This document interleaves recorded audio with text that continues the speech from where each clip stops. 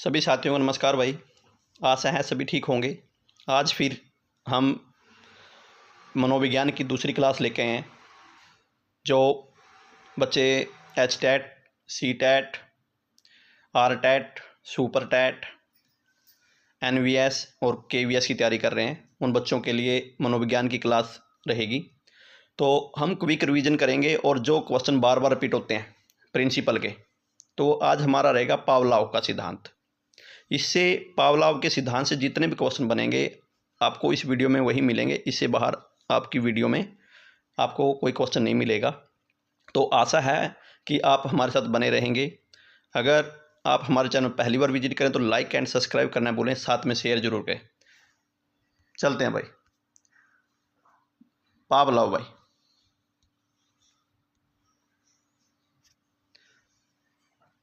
Pavlov ने दिया शास्त्रीय अनुबंधन का सिद्धांत भाई। शास्त्रीय अनुबंधन का सिद्धांत, तो इसका अर्थ क्या होता है भाई? सीखना दो उत्तेजकों के बीच में संयोग से होता है भाई। क्या होता है? अनुबंधन। जब दो उत्तेजक होते हैं उनके बीच में जो संयोग होता है उससे क्या होता है? उससे होता है शास्त्रीय अनुबंधन। तो इसकी अवधारणाएं क्या है भाई? सबसे पहले अवधारणाएं समझते हैं। देखो भाई, ये चार चीज़ें जो मोस्ट इंपॉर्टेंट है, बार बार इन्हीं के बारे में चर्चा होती है और सारी की सारी जो पावलोव की स्टोरी है वो इसी पर डिपेंड है। तो पावलोव का सही नाम क्या है? इवान पेट्रोविच पावलोव भाई। क्या है? इवान पेट्रोविच पावलोव भाई। ठीक है। तो ये क्या है? ये पहले देते हैं UCS। UCS होता है अनकंडीशनल स्टिमुलस। ठीक है। तो UCR होता है अनकंडीशनल रिस्पॉन्स, भोजन पर लार आना। यही चीज़ पूछे जाएंगे आपसे। UCS, UCR और CS कंडीशन स्टिमुलस घंटी, और फिर पूछा जाएगा CR कंडीशनड रिस्पॉन्स, घंटी पर लार आना। यही चार चीज़ें हैं कि भोजन क्या है, भोजन पर लार आना क्या है, घंटी क्या है और घंटी पर लार आना क्या है। ये चार चीज़ें पूछी जाती हैं और इसकी से ही जितने क्वेश्चन बनेंगे हम वही करेंगे। तो चलते हैं फर्स्ट पर्सन पे भाई।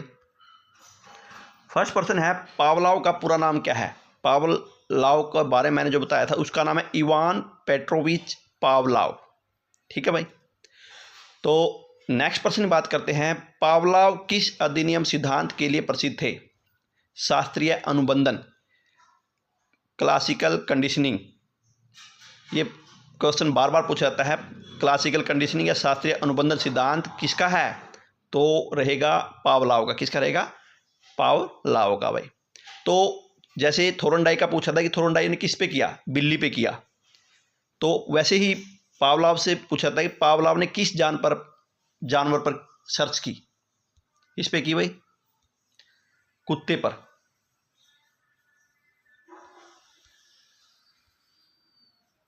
कुत्ते पर।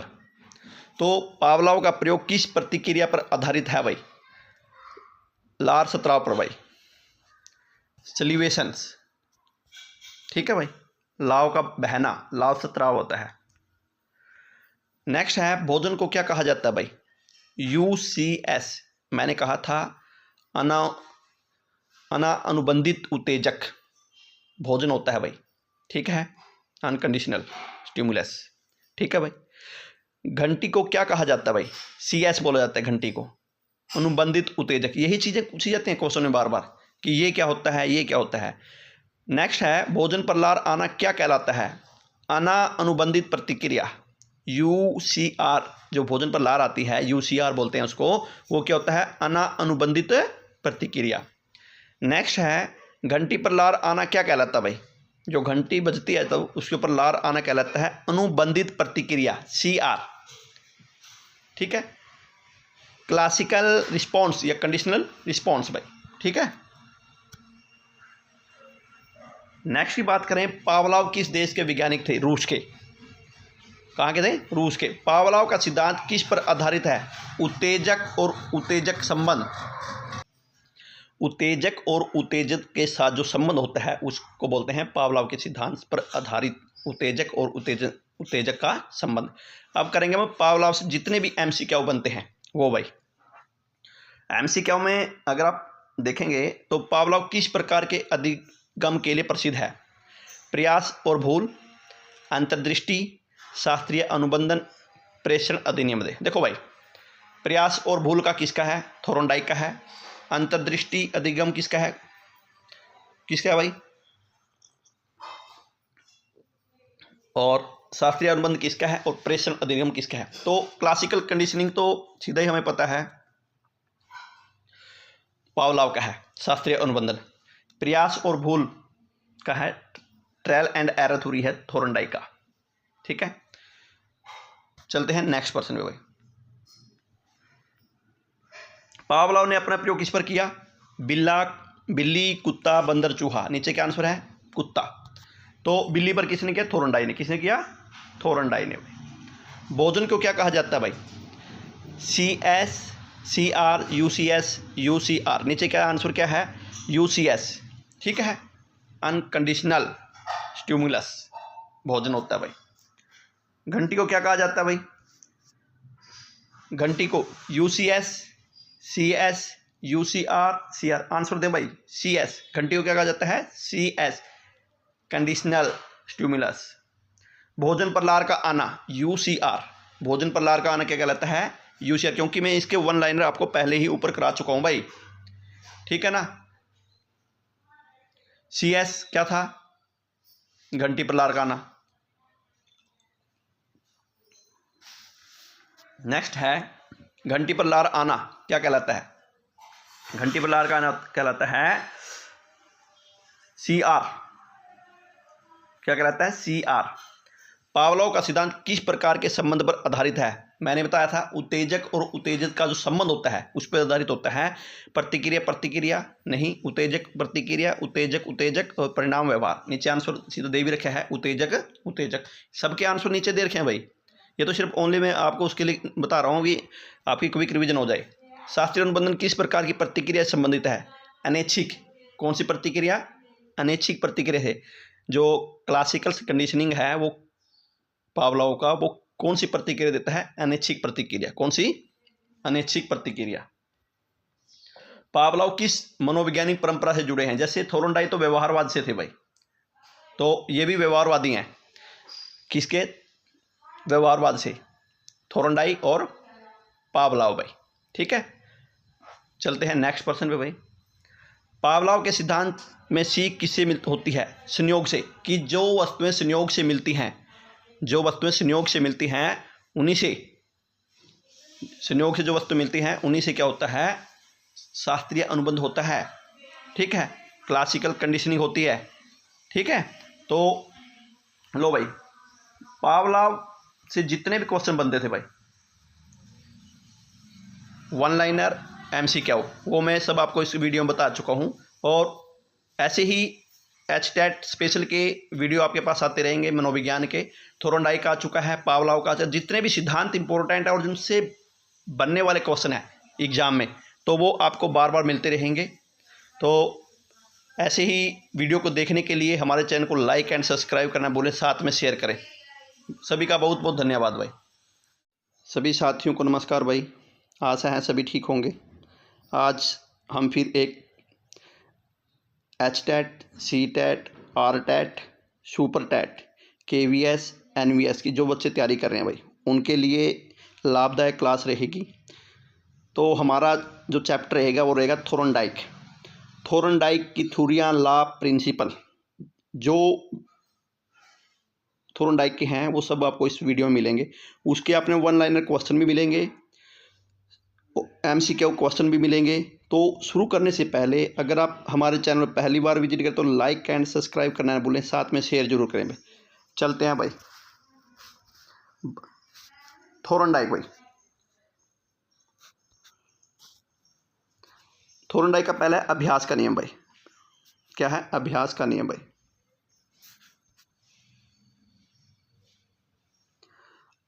बार बार पूछा जाता है लॉ ऑफ एक्सपीरियंस क्या है। देखो भाई, अभ्यास का नियम क्या होता है? अभ्यास से सीख मजबूत होती है और अभ्यास न होने से कमज़ोर होती है। मतलब कि हमेशा कहते हैं कि बार बार अभ्यास करना चाहिए। ये थोर्नडाइक का पहला सिद्धांत है। दूसरा सिद्धांत की अगर बात करें, प्रभाव का नियम भाई, law of effect. Law of effect का देखो भाई क्या होता है, सुखद परिणाम वाले कार्य बार बार दोहराए जाते हैं, मतलब कि जिन कार्यों को हम बार बार दोहराते हैं वो प्रभाव का नियम होता है भाई।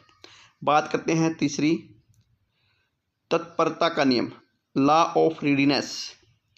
तो तत्परता का नियम क्या होता है, सीखने की तैयारी होने पर सीख शीघ्र होती है भाई। थोर्नडाइक के ये थे 3 भाई, थोर्नडाइक ने 3 मेन जो प्रमुख होते हैं वो प्रिंसिपल दिए थे, अभ्यास का नियम, प्रभाव का नियम और तत्परता का नियम, और 5 थे गौण नियम भाई। कितने थे? 5 थे गौण नियम। ठीक है, तो आगे बताते हैं भाई। थोर्नडाइक से रिलेटिव जितने भी वन लाइनर क्वेश्चन बनते हैं वो देखते हैं। सबसे पहले भाई, पहले देखते हैं थोर्नडाइक भाई। थोर्नडाइक का पूरा नाम क्या है? एडवर्ड ली थोर्नडाइक। ठीक है, एडवर्ड ली थोर्नडाइक भाई। नेक्स्ट है, दूसरा क्वेश्चन है, थोर्नडाइक ने किस प्रकार के अधिगम का सिद्धांत दिया है भाई? ट्रायल एंड एरर अधिगम भाई। प्रयास और भूल का, बहुत बार बार पूछा जाता भाई। प्रयास और भूल का सिद्धांत, ट्रायल एंड एरर थ्योरी किसकी है? थोर्नडाइक की। आपको इसमें जितने भी क्वेश्चन मिलेंगे वेरी वेरी मोस्ट इंपॉर्टेंट मिलेंगे। इससे बाहर आपका थोर्नडाइक का क्वेश्चन नहीं मिलेगा आपको। ठीक है, बस आप हम पर विश्वास करें और अपनी तैयारी बरकरार रखें भाई। नेक्स्ट है, थोर्नडाइक का प्रयोग किस पर किया गया? थोर्नडाइक ने जो प्रयोग किया किस चीज़ पर किया? बिल्ली और पजल बॉक्स पर भाई। ये क्वेश्चन बार बार पूछे जाते हैं कि थोर्नडाइक का प्रिंसिपल कौन सा था। ठीक है, ट्रायल एंड एरर थ्योरी। तो पूछते हैं उसने किस पर प्रयोग किया? बिल्ली और पजल बॉक्स पर किया। मेन है, अगला प्रश्न है, थोर्नडाइक के सिद्धांत के कितने मुख्य नियम हैं? मुख्य नियम मैंने बताया 3, कितने? 3, और दूसरे बताए थे गौण, वो कितने हैं? 5। बार बार पूछे जाते हैं भाई, ध्यान रखना। तो नेक्स्ट है, थोर्नडाइक का सबसे महत्वपूर्ण नियम कौन सा है? प्रभाव का नियम। देखो भाई, प्रभाव का नियम सबसे इंपॉर्टेंट है भाई। नेक्स्ट चलते हैं, लॉ ऑफ इफेक्ट का मुख्य अर्थ क्या है? मैंने पहले बताया था, लॉ ऑफ इफेक्ट का होता है सुखद परिणाम से सीख मजबूत होती है। जो सुखद परिणाम होता है उससे क्या होता है? सीख मजबूत होती है। अभ्यास के नियम का अर्थ क्या है? तो बार बार अभ्यास से ही सीख स्थायी होती है। अगला है, तत्परता के नियम का संबंध किससे है? सीखने की मानसिक तैयारी से। नेक्स्ट है, थोर्नडाइक किस मनोवैज्ञानिक परंपरा से जुड़े हुए हैं? बिहेवियर, व्यवहारवाद से भाई, बिहेवियरिज्म या व्यवहारवाद से। ठीक है, तो पूछेंगे थोर्नडाइक किस मनोवैज्ञानिक परंपरा से है? व्यवहारवाद से भाई। नेक्स्ट है, थोर्नडाइक के अनुसार सीखने का आधार क्या है? थोर्नडाइक किसे सीखने का आधार बताते हैं? प्रतिक्रिया और परिणाम का संबंध। अब करेंगे हम एमसीक्यू क्वेश्चन भाई। एमसीक्यू, थोर्नडाइक के जितने वन लाइनर बनते थे वो अब 10 वन लाइनर बनते थे और 10 ही बनेंगे एमसीक्यू। ठीक है, जो इंपॉर्टेंट रहेंगे वही मैं आपके लिए लेके आया हूँ भाई। फर्स्ट प्रश्न है, थोर्नडाइक किस प्रकार के अधिगम के लिए प्रसिद्ध है? किसके लिए प्रसिद्ध है भाई? ऑप्शन, अंतर्दृष्टि अधिगम, बी प्रयास और भूल अधिगम, प्रेषण अधिगम और शास्त्रीय अनुबंधन। तो क्या रहेगा? Trial and error theory, option B प्रयास और भूल का अधिगम भाई। आपके नीचे आंसर आप देख सकते हैं भाई। थोर्नडाइक का प्रसिद्ध प्रयोग किस पर किया गया? थोर्नडाइक ने किस पर किया था? कुत्ते, चूहे, बिल्ली, बंदर। तो बिल्ली तो है ही है। दूसरा किसके साथ किया था? क्या था? Puzzle box. क्या था? Puzzle box. ठीक, नेक्स्ट है, थोर्नडाइक के अनुसार सीखने का सबसे महत्वपूर्ण नियम कौन सा है? अभ्यास का नियम, तत्परता का नियम, प्रभाव का नियम, स्थानांतरण का नियम। तो वन लाइनर में भी हमने किया था कि जो प्रभाव का नियम होता है वो क्या होता है? सबसे इफेक्ट डालता है, इसलिए प्रभाव का नियम सबसे प्रमुख नियम है भाई। लॉ ऑफ इफेक्ट का मुख्य अर्थ क्या है? वन लाइनर में भी आ चुका था पहले, जब मैंने इसके मेन नियम बताए थे उसमें भी आ चुका था। तो क्या है भाई? सुखद परिणाम से सीख मजबूत होती है। क्या होता है? सुखद परिणाम से जीत मजबूत होती है भाई। ठीक है, क्लियर? बी ऑप्शन भाई। नेक्स्ट की बात करें, लॉ ऑफ एक्सपीरियंस का संबंध किससे है? अगर आप एक्सपीरियंस करके दोस्तों क्या बोलते हैं, अभ्यास, इनाम से, अभ्यास से, दंड से, समन से, तो किससे है, अभ्यास से, किससे, अभ्यास से। बार बार पूछा जाएगा लॉ ऑफ एक्सपीरियंस किसका है, थोरनडाइक का, ठीक है। Law of trial and theory, trial and error, law of effect, ये सभी पूछे जाएंगे आपसे। नेक्स्ट है लॉ ऑफ रीडिंगनेस का संबंध किससे है, शारीरिक शक्ति से है, मानसिक तैयारी से, बुद्धि से, स्मृति से, किससे है, मानसिक तैयारी से, क्योंकि जो तत्परता का नियम होता है वो इससे ही होता है, मानसिक तैयारी से। थोरनडाइक किस मनोवैज्ञानिक विद्यालय से संबंधित रखते थे, मैंने पहले कहा था बिहेवियरिज्म, बिहेवियर से, ठीक है, तो व्यवहारवाद से, किसे, व्यवहारवाद। नेक्स्ट है थोरनडाइक के प्रयोग में पशु किस बॉक्स में बंद था, पजल बॉक्स, बताया था ना मैंने, फिर भी देख लेते हैं। Skinner box, puzzle box, gestalt box और कंडीशनिंग बॉक्स, तो कौन सा था, पजल बॉक्स। किसकी बात थी, पजल बॉक्स की, और किस पे किया, बिल्ली पे।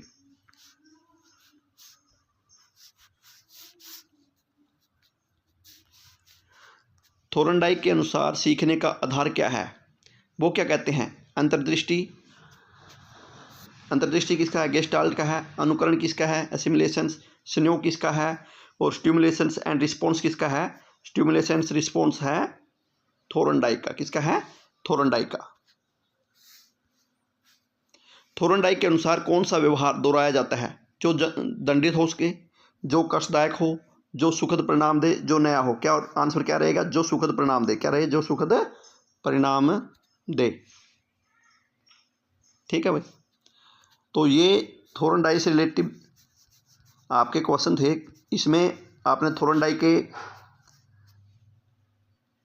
3 नियम जो मेन नियम हैं, क्योंकि इनके बारे में बार बार पूछा जाता है, और नियम के बाद इससे थोरनडाइक से जो क्वेश्चन बनते हैं वन लाइनर और एमसीक्यू, वो सभी मैंने आपको इस वीडियो में दिए हैं। तो ऐसे ही वीडियो के लिए आप हमारे चैनल को लाइक एंड सब्सक्राइब करें और चैनल को शेयर जरूर करें भाई। आपका बहुत बहुत धन्यवाद। सभी साथियों नमस्कार भाई, आशा है सभी ठीक होंगे। आज फिर हम मनोविज्ञान का एक नया विषय लेके आए हैं, जीन पियाजे थ्योरी, कोग्निटिव डेवलपमेंट भाई। जीन पियाजे को शुरू करने से पहले जो बच्चे हमारे साथ पहली बार जुड़े हैं, जो बच्चे HTET, CTET, RTET, PTET, KVS, NVS की तैयारी कर रहे हैं, तो वो हमारे चैनल को लाइक एंड सब्सक्राइब करना ना भूलें, साथ में शेयर जरूर करें। तो चलते हैं हम भाई हमारे टॉपिक पर। हमारा टॉपिक है, पियाजे का सिद्धांत है कोग्निटिव थ्योरी प्रिंसिपल, ठीक है। कोग्निटिव थ्योरी की अगर बात करें तो जीन पियाजे 4 स्टेप पे मेन बात करता है कि बच्चे की जो 4 अवस्थाएं होती हैं उनकी चर्चा करता है, और उन्हीं पर बार बार क्वेश्चन रिपीट होते हैं। तो सबसे पहले अगर हम देखें तो एक शब्द आता है स्कीमा। स्कीमा क्या होता है, क्योंकि स्कीमा पे बार बार क्वेश्चन रिपीट होते हैं कि स्कीमा है क्या। स्कीमा क्या होता है, ढांचा होता है, एक मानसिक ढांचा। बच्चे की सोच और ज्ञान एक संरचित ढांचे में होती है, उसे बोलते हैं स्कीमा। क्या बोलते हैं, स्कीमा भाई। मतलब कि स्कीमा से बार बार क्वेश्चन पूछे जाएंगे, तो आपने क्या करना है, स्कीमा एक ढांचा है, बस मानसिक ढांचा, बच्चे को कैसे डालना है। तो दूसरा प्रिंसिपल है असिमिलेशंस, ये भी बार बार रिपीट होता है भाई। असिमिलेशन क्या होता है, सेम रखना, नई जानकारी से पहले से ज्ञात स्कीमा में डालना। देखो ये क्या कहता है, ये कहता है अगर आपकी जो आपको नई जानकारी मिली, उस जानकारी को जो आपके पास पहले जानकारी है उसके साथ जोड़ना, उसको होते हैं असिमिलेशंस। ये चीज़ ध्यान रखना, यही बार बार रिपीट होती हैं कि असिमिलेशन क्या होता है, अकोमोडेशन क्या होता है, और इक्विलिब्रमेशन क्या होता है, ठीक है ना। ये चीज़ें बार बार होगी। असिमिलेशन मतलब कि नई जानकारी को पुरानी जानकारी के साथ जोड़ना। तो नेक्स्ट है अकोमोडेशंस प्रिंसिपल क्या है, नई जानकारी के साथ अनुसार पुरानी जानकारी को बदलना। ये देखो कितना डिफरेंस है इसमें, अकोमोडेशन और असिमिलेशन में। ये क्या कहता है नई जानकारी को पुरानी जानकारी के साथ जोड़ना, ये कहता है परिवर्तन लाना। नई जानकारी से पुरानी जानकारी में परिवर्तन लाना, तो उसको बोलते हैं अकोमोडेशन प्रिंसिपल। नेक्स्ट की अगर बात करें, जो फोर्थ प्रिंसिपल है वो है इक्विलिब्रेशन प्रिंसिपल। तो ये क्या होता है, ये बच्चों का ज्ञान संतुलन बनाने की प्रक्रिया होता है। मतलब कि इक्विलिब्रेशन होता है संजोग कर रखना, बीच में रखना, बराबर रखना, संतुलित रखना। ठीक है, तो इसमें क्या होगा, देखो जो इक्विलिब्रेशन होता है इसमें ये क्या करता है, ये डिस इक्विलिब्रेशंस एक, एसिमिलेशंस इक्विलिब्रम्स दो, अकोमोडेशंस इक्विलिब्रम तीन और इक्विलिब्रम चार, ऐसे उसमें टुकड़ों में बांट देता है इसको। ठीक है, बच्चे को ज्ञान को। तो अब बात करते हैं नेक्स्ट जो वो है, तो जिस चीज़ के लिए जीन पियाजे फेमस है उसकी है स्टेज। जो भी स्टेज है उन पे बातें करता है। ये 4 स्टेज के बारे में बताता है जो इम्पोर्टेंट है। एक तो होती है सेंसर मोटर स्टेज। इसमें क्या होता है, 0 से 2 साल तक का बच्चा होता है सेंसर मोटर स्टेज में। और उसके बाद होते हैं प्री ऑपरेशनल में बच्चा होता है 2 से 7 साल तक का। और कंक्रीट की बात करता है, कंक्रीट ऑपरेशनल स्टेज में होता है बच्चा 7 से 11 साल तक का। और एक है फॉर्मल ऑपरेशन स्टेज, जो आगे आपको दिखाता हूँ मैं, ये है फॉर्मल ऑपरेशनल स्टेज। इसमें 11 साल से अधिक उम्र का बच्चा होता है। तो 4 जो स्टेज हैं इन्हीं पे बार बार क्वेश्चन पूछे जाते हैं, और ये पूछा जाता है इसमें क्या होता है, इसमें क्या होता है। इन्हीं 4 स्टेजों के कारण जीन पियाजे फेमस है भाई। ठीक है, तो नेक्स्ट लॉ की बात करते हैं, ऑब्जेक्ट परमानेंस लॉ। इसमें देखो क्या कहता है, इसमें कहता है कि वस्तु हमेशा मौजूद रहती है और भले ही दिखाई न दे। क्या कहता है, वस्तु हमेशा मौजूद रहती है भले ही वह दिखाई न दे। नेक्स्ट लॉ की अगर बात करें, ये होता है कंजर्वेशन लॉ। इसमें क्या होता है, कंजर्वेशन में मात्रा, संख्या व आकार किसी परिवर्तन से नहीं बदलते। ये चीज़ कहता है मात्रा नहीं बदलेगी, संख्या आकार किसी भी रूप से नहीं बदलेंगे, किसी भी परिवर्तन से के कारण नहीं बदलेंगे। नेक्स्ट की अगर बात करें, जीन पियाजे से जितने 1 लाइनर क्वेश्चन बने पहले वो डिस्कस करेंगे, उसके बाद जितने भी MCQ क्वेश्चन बनेंगे वो डिस्कस करेंगे। तो पियाजे का मुख्य योगदान क्या है, सबसे पहले देखते हैं। जो कोग्निटिव थ्योरी है पियाजे की, वो उसी के लिए फेमस है। तो ये कहता है, क्या कहता है, संज्ञात्मक विकास के सिद्धांत और 4 विकास अवस्थाएं, यही फेमस है, इसी का योगदान के लिए प्रसिद्ध है जीन पियाजे। नेक्स्ट बात करें तो स्कीमा क्या है। मैंने कहा था स्कीमा क्या एक ढांचा है, सीखने और सोचने का मानसिक ढांचा ही स्कीमा कहलाता है। तो नेक्स्ट बात करें, एसिमिलेशन क्या है। एसिमिलेशन के बारे में मैंने रिपीट किया था, बताया था कि सेम बराबर रखना, मतलब कि पुराने ज्ञान को नए ज्ञान के साथ जोड़ना, वो होता है एसिमिलेशन। एसिमिलेशन की बात करता है, वो कहता है कि नई जानकारी का पहले के ज्ञान के साथ जोड़ना, वो होता है एसिमिलेशन।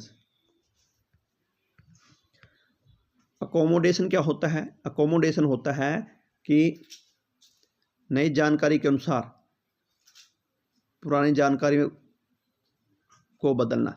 नई जानकारी के अनुसार पुरानी जानकारी को बदलना होता है अकोमोडेशन। इक्विलिब्रेशन क्या होता है, इक्विलिब्रेशन होता है संतुलन बनाने की प्रक्रिया, जिसमें बच्चों की सोच विकसित हो, उसे बोलते हैं इक्विलिब्रेशन। पियाजे के संज्ञानात्मक विकास के चरण 4 चरण हैं, सेंसर मोटर स्टेज, परी operational stage, concrete operational stage और फॉर्मल ऑपरेशन स्टेज। 4 अवस्थाएं। जो सेंसर मोटर स्टेज होती है ये 0 से 2 साल तक के बच्चे की होती है।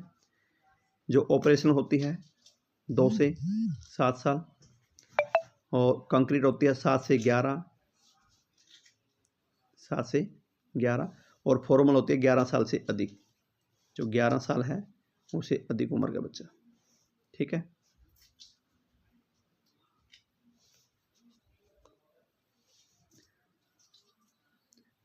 ऑब्जेक्ट परमानेंस क्या है, इसके बारे में मैंने बताया था आपको कि जब हम इसके बारे में डिटेल से कर रहे थे, वस्तु हमेशा मौजूद रहती है भले ही दिखाई ना दे।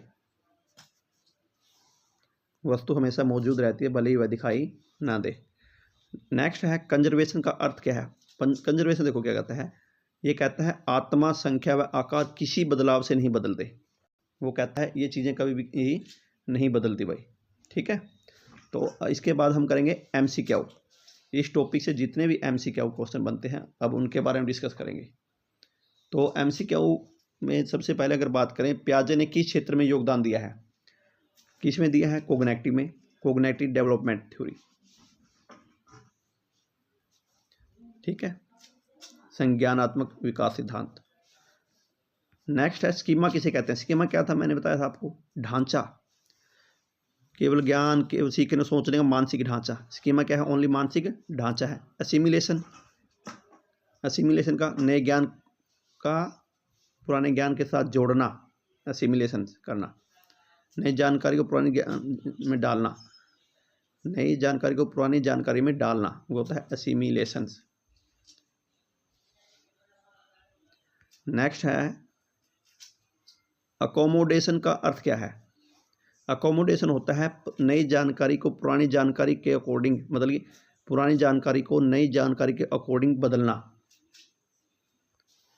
स्कीमा को नई जानकारी के अनुसार बदलना, मतलब कि देखो आपने जो नया ज्ञान ग्रहण किया है और जो आपने पहले ग्रहण किया था, तो जो नया परिवर्तन हुआ है वो बदलना पुरानी जानकारी के साथ, वो होता है अकोमोडेशंस। इक्विलिब्रेशन किसे कहते हैं। इक्वल बात करता है संतुलन की, किसकी बात करता है, संतुलन की। तो संतुलन बनाने की प्रक्रिया ही होता है इक्विलिब्रेशंस। नेक्स्ट अगर क्वेश्चन की बात करें, नेक्स्ट है पियाजे के कोग्निटिव डेवलपमेंट के चरण कौन कौन से हैं। मैंने बताया था sensor motor stage, pre operational stage, concrete operation stage और फॉर्मल ऑपरेशन स्टेज। तो क्या रहेगा, बी, ठीक है। इन्हीं से पूछा जाएगा। जो सेंसर हैं 0 से 2 साल तक क्या होता है,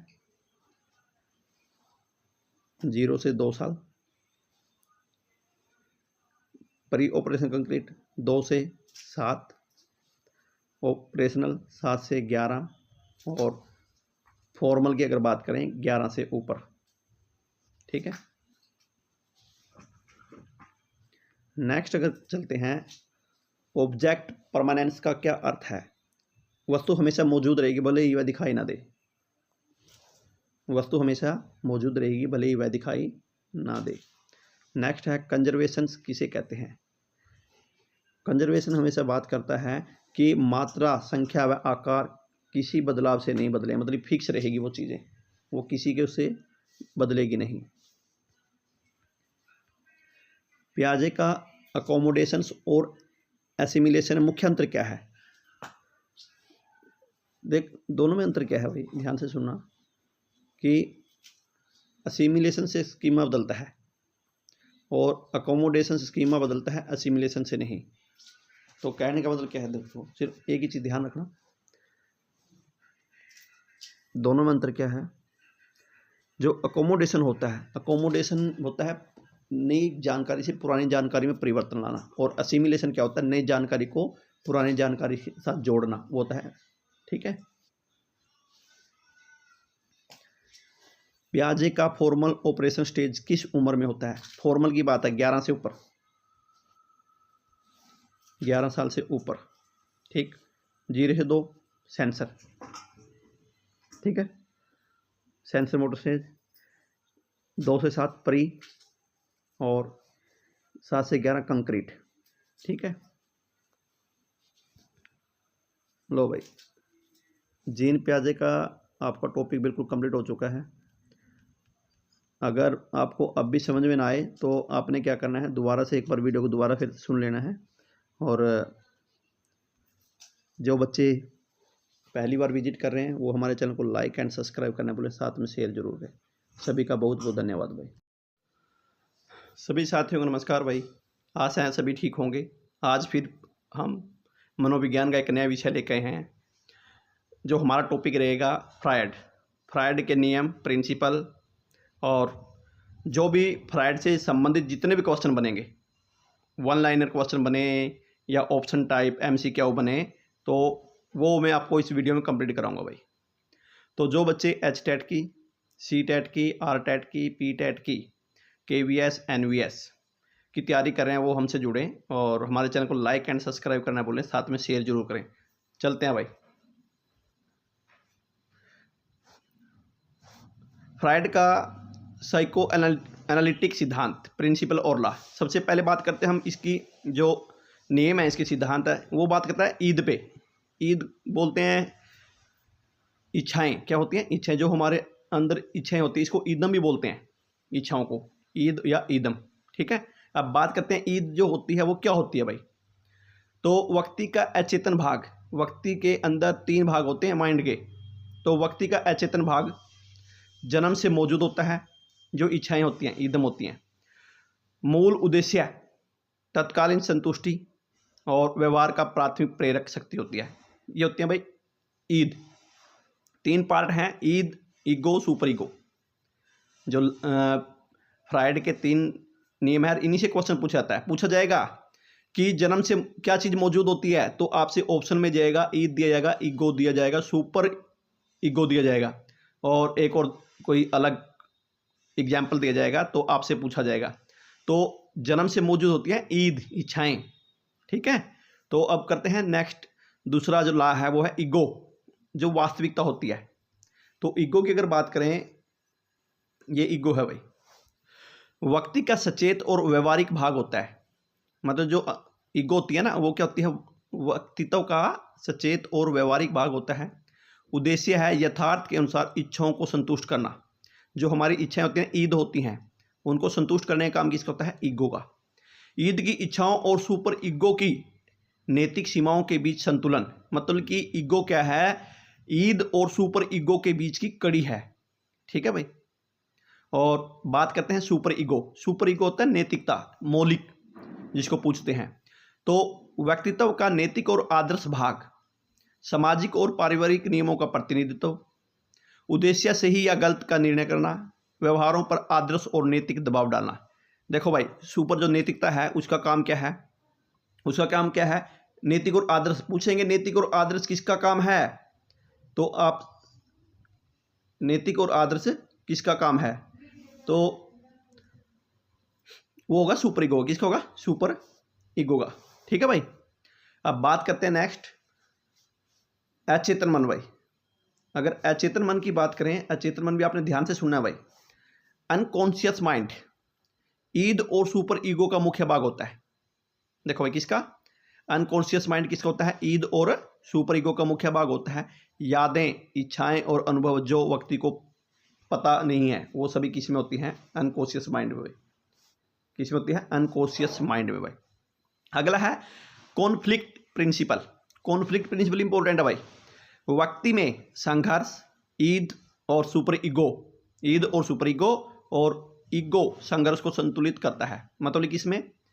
ध्यान से सुना भाई। एक तरफ तो है ईद और सुपर ईगो और एक तरफ है ईगो।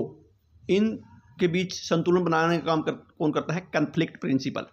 अब यही काम है, तनाव व्यक्तित्व का संकेत है भाई। जो हमारे व्यक्तित्व में तनाव आता है वो कॉन्फ्लिक्ट प्रिंसिपल का ही उदाहरण है भाई। अब बात करते हैं भाई डिफेंस मैकेनिज्म। छठा पार्ट है, छठा लॉ, डिफेंस, जो रक्षा तंत्र होता है उसके बारे में। देखो भाई, ईगो द्वारा तनाव और संघर्ष को कम करने के लिए प्रयोग किया जाता है। क्वेश्चन पूछा जाएगा भाई, ईगो को कम करने के लिए किसका कौन सा लॉ इंपॉर्टेंट है? Defence mechanism. अगर उदाहरण देखें तो इसमें क्या क्या आएगा? रिपरसेंस, डैनियल।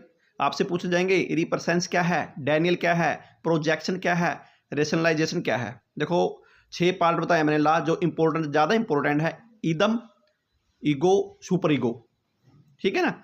और बाकी 3 भी आपसे क्वेश्चन बनेंगे जितने, उनके बारे में बताऊंगा भाई। ठीक है। अब बात करते हैं फ्रायड से जितने भी वन लाइनर क्वेश्चन बनते हैं, जितने भी वन लाइनर क्वेश्चन बनेंगे उनसे बात करते हैं भाई। फ्रायड का साइको एनालिटिक सिद्धांत किस पर आधारित है? साइको एनालिटिक सिद्धांत किस पर आधारित है? वो है व्यक्तित्व के अचेतन मन पर, व्यक्तित्व के अचेतन मन पर। नेक्स्ट है ईद क्या होता है? इच्छाओं और तत्कालीन संतुष्टि का अचेतन भाग होता है, वो है ईद। मतलब याद रखना, इच्छाओं कोई क्या बोला जाता है? ईद बोला जाता है।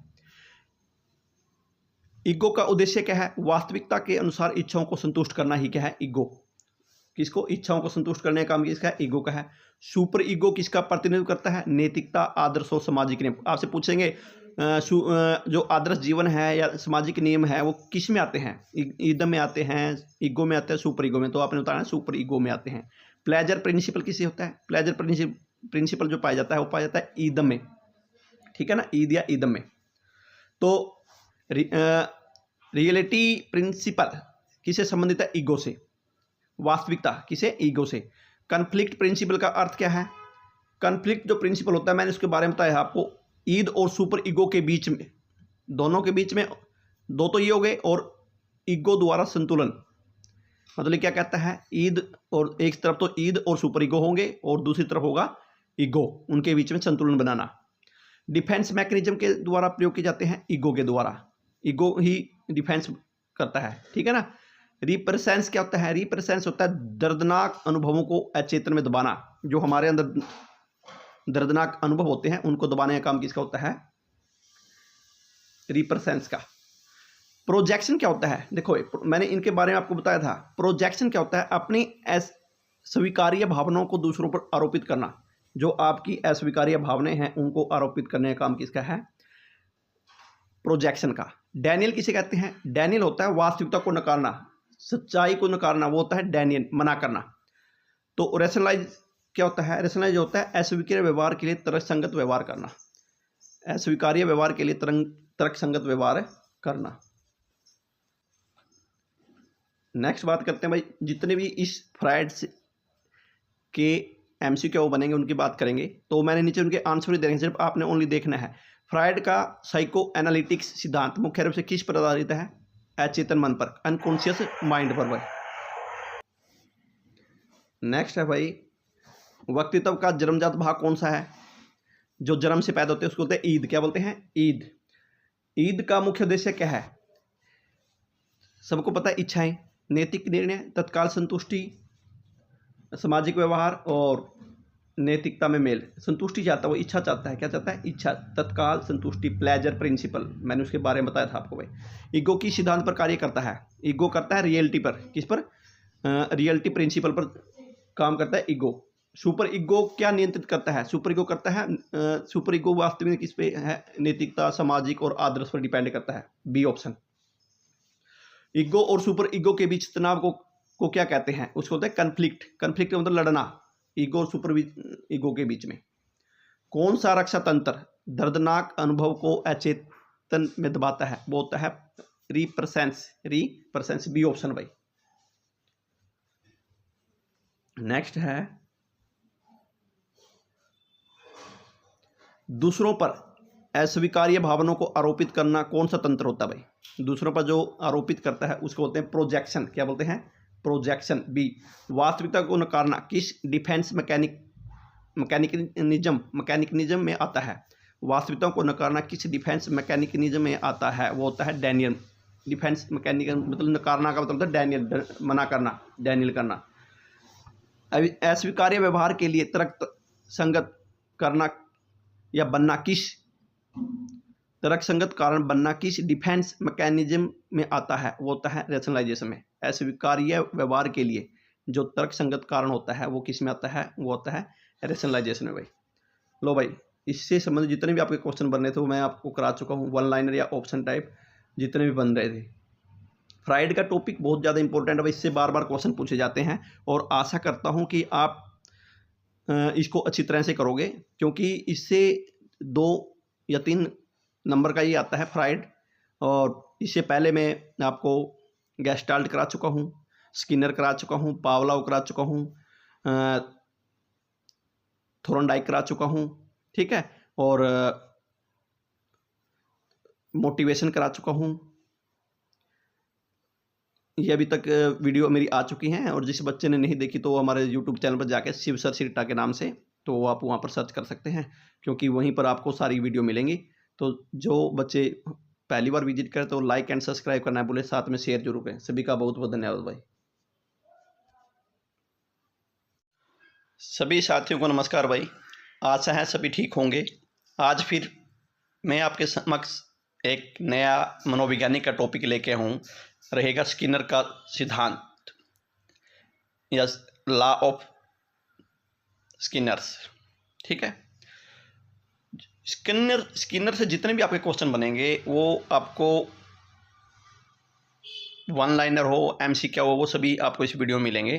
तो जो बच्चे HTET, CTET, RTET, KVS, NVS और सुपर टेट की तैयारी करते हैं भाई, उन बच्चों के लिए ये अति महत्वपूर्ण क्लास रहेगी। तो जिन बच्चों ने तैयारी करनी है वो हमारे चैनल से हमेशा जुड़े रहें, तो इसलिए हमारे चैनल को लाइक एंड सब्सक्राइब करना भूलें, साथ में शेयर जरूर करें। अब बात करते हैं स्किनर का सिद्धांत भाई। तो स्किनर का जो सिद्धांत है वो है ऑपरेंट कंडीशनिंग भाई। ऑपरेंट कंडीशनिंग क्या होता है? क्रियात्मक अनुबंधन सिद्धांत भाई। क्या है? क्रियात्मक अनुबंधन सिद्धांत। इसके बारे में आपसे बार बार पूछा जाएगा भाई, क्रियात्मक अनुबंधन सिद्धांत के बारे में, ठीक है, कि किसका है भाई। तो सबसे पहले बात करते हैं जो क्रियात्मक अनुबंधन सिद्धांत है वो होता क्या है। तो ये किस चीज़ पे बात करता है? ये बात करता है इनाम और दंड पे। इनाम और दंड पे इसके जितने भी क्वेश्चन रहेंगे वो इनाम और दंड पे ही रहेंगे। तो देखो, जो स्किनर का सिद्धांत है क्रियात्मक अनुबंधन सिद्धांत, वो कहता है सीखना व्यवहार के परिणाम पर निर्भर करता है। सीखना क्या है? व्यवहार के परिणाम पर सीखना निर्भर करता है। एक तो होता है इनाम, एक होता है दंड, दो चीजें होती हैं।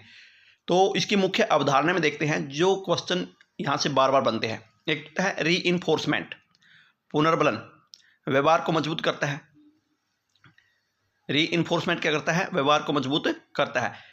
री इन्फोर्समेंट जो पुनर्बलन होता है वो दो तरह का होता है, एक पॉजिटिव होता है, एक होता है नेगेटिव। पॉजिटिव क्या होता है? जैसे आपसे क्वेश्चन पूछा जाएगा कि किसी बच्चे को क्लास में इनाम दिया गया, तो वो कैसा पुनर्बलन है? तो वो रहेगा पॉजिटिव। क्या रहेगा? पॉजिटिव। किसी बच्चे को क्लास में कहा गया कि आप बेंच पर खड़े हो जाओ, तो वो क्या है? नेगेटिव री इन्फोर्समेंट। क्लियर है? तो आगे बात करते हैं। आगे बात में होगा पनिशमेंट, दंड। दंड क्या करता है? व्यवहार को कमजोर करता है। तो दो जो साइकोलॉजिस्ट हैं, एक तो स्किनर, एक होता है हॉल। स्किनर और हॉल दोनों पुनर्बलन पे बात करते हैं। किस पे बात करते हैं? पुनर्बलन पे। तो स्किनर से संबंधित जितने भी क्वेश्चन बनेंगे वन लाइनर, पहले हम उनसे बात करते हैं, फिर नेक्स्ट चलेंगे भाई। स्किनर का पूरा नाम क्या है भाई? सबसे पहले बुरहूस फ्रेडरिक स्किनर भाई, बुरहूस फ्रेडरिक स्किनर। तो स्किनर किस अधिगम सिद्धांत के लिए प्रसिद्ध है? ऑपरेंट कंडीशनिंग भाई, क्रियात्मक अनुबंधन सिद्धांत। नेक्स्ट चलते हैं भाई। स्किनर का प्रयोग किस पर आधारित है? चूहा और कबूतर भाई। देखो भाई, ये इंपॉर्टेंट है और बार बार पूछा जाता है कि स्किनर ने किस पे किया? चूहा और कबूतर पे। बिल्ली पर किसने किया भाई? बिल्ली पर। ठीक है, उसके बाद कुत्ते पर किसने किया? ये दोनों कमेंट में डाले भाई। चल, बिल्ली पर बता देता हूं, थोरनडाई। ठीक है, थोरनडाई। कुत्ते पर बताना आपने भाई। अभी जस्ट इससे पहले जो मैंने वीडियो बनाई थी वो कुत्ते पर ही थी। ठीक है, तो थोड़ा हिंट भी देता हूं, कुत्ते के मुंह में लार आती है भोजन को लेके है। तो अगर आपको कुछ याद आए तो कमेंट में जरूर डालना भाई। नेक्स्ट है स्किनर के प्रयोग में प्रयुक्त बॉक्स को क्या कहते हैं भाई? उस बॉक्स का नाम क्या है? स्किनर बॉक्स भाई। ध्यान रखना, क्या नाम है? Skinner box. और जो थोरनडाई ने यूज किया था उस बॉक्स को क्या कहते हैं? पजल बॉक्स भाई, पजल बॉक्स। क्लियर है? री इन्फोर्समेंट का अर्थ क्या होता है? व्यवहार को मजबूत बनाना भाई। व्यवहार को मजबूत बनाना क्या होता है? री इन्फोर्समेंट। पॉजिटिव रीइंफोर्समेंट क्या होता है? इनाम देकर व्यवहार बढ़ाना, मतलब किसी बच्चे को प्रशंसा करना, इनाम देके बताना कि इस बच्चे ने बहुत अच्छा किया, उसके लिए तालियां बजाना, उसको कक्षा में इनाम देना, ठीक है, दूसरे बच्चों को उसके बारे में उदाहरण देकर बताना कि ये बच्चा कितना वो है। तो ये सब आते हैं पॉजिटिव रीइंफोर्समेंट में।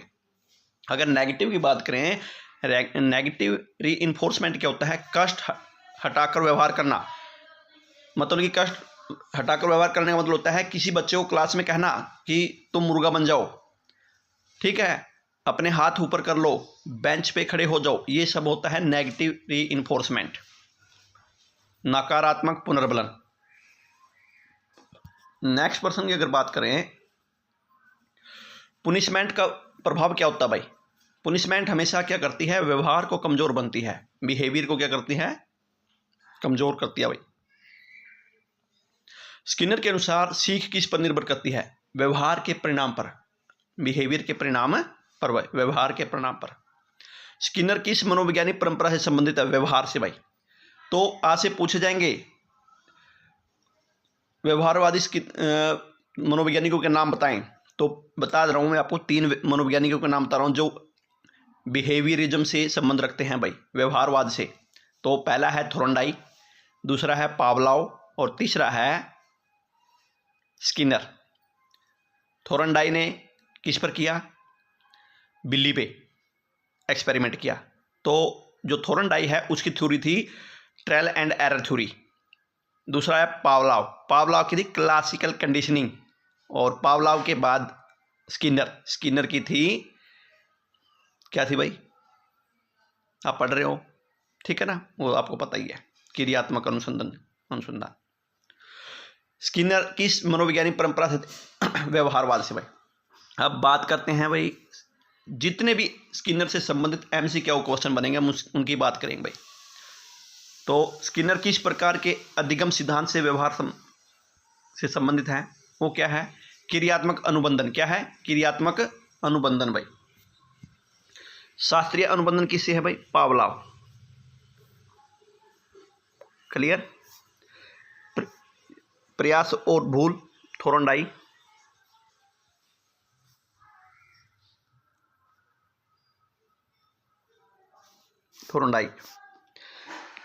अंतर्दृष्टि, कोलबर्ग।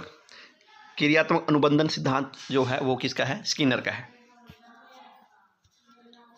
नेक्स्ट अगर बात करें, स्किनर का प्रयोग मुख्य रूप से किस पर हुआ? चूहे पर। स्किनर ने तो चूहे पर किया, देखो भाई, स्किनर ने तो चूहे पर किया, कुत्ते पर, बिल्ली पर, कुत्ते पर किया पावलोव,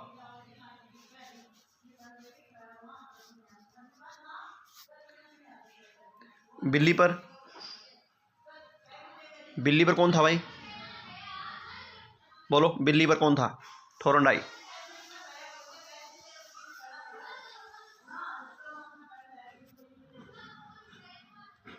स्किनर बॉक्स का उपयोग किस अध्ययन में किया जाता है भाई? स्मृति, बुद्धि, अधिगम और भावना। अधिगम लर्निंग में किया जाता है। किस में किया जाता है भाई? लर्निंग में, अधिगम में किया जाता है। पॉजिटिव रीइंफोर्समेंट क्या है?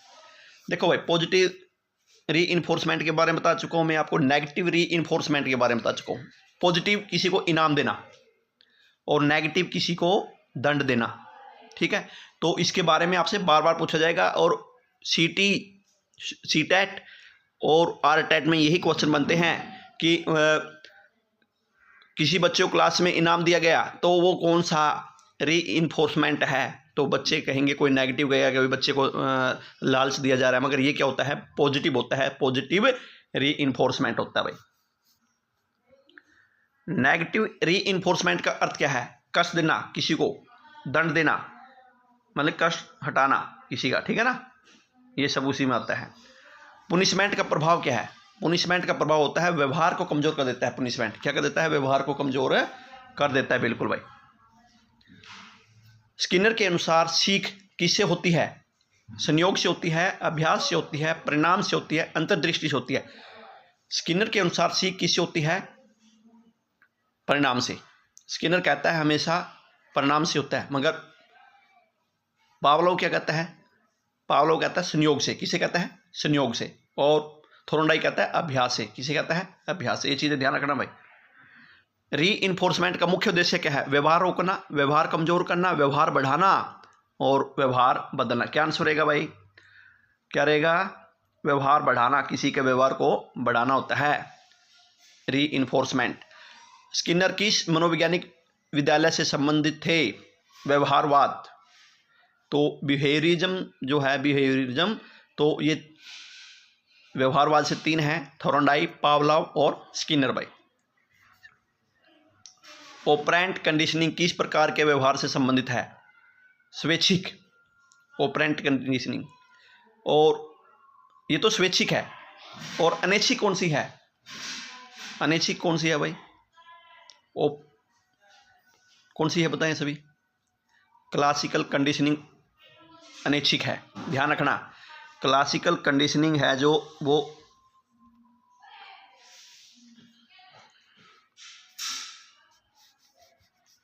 क्लासिकल कंडीशनिंग,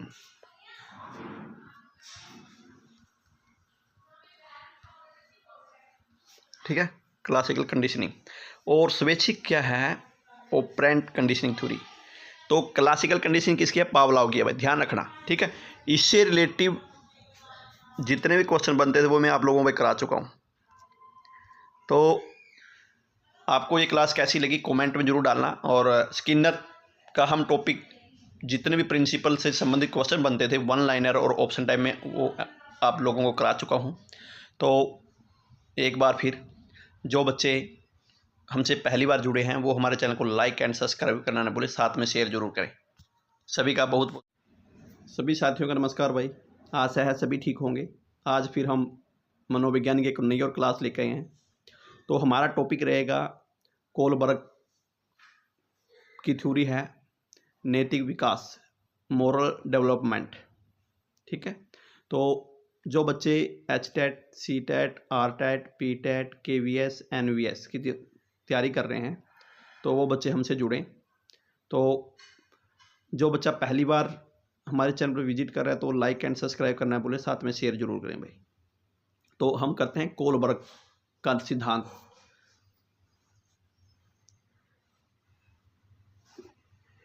इसमें जितने भी इस वीडियो में जो नैतिक विकास का सिद्धांत है इसको पूरा कंप्लीट करेंगे भाई हम, ठीक है ना। बात है कोलबर्ग मोरल डेवलपमेंट, नैतिक विकास भाई। तो इसका मुख्य विचार क्या है भाई? देखो, जो नैतिक विकास है उसका है कि व्यक्ति का नैतिक निर्णय और नैतिकता का विकास समय और अनुभव के साथ होता है। कोलबर्ग क्या कहता है भाई? देखो ध्यान से, वो नैतिकता की बात करता है, इसकी नैतिकता की।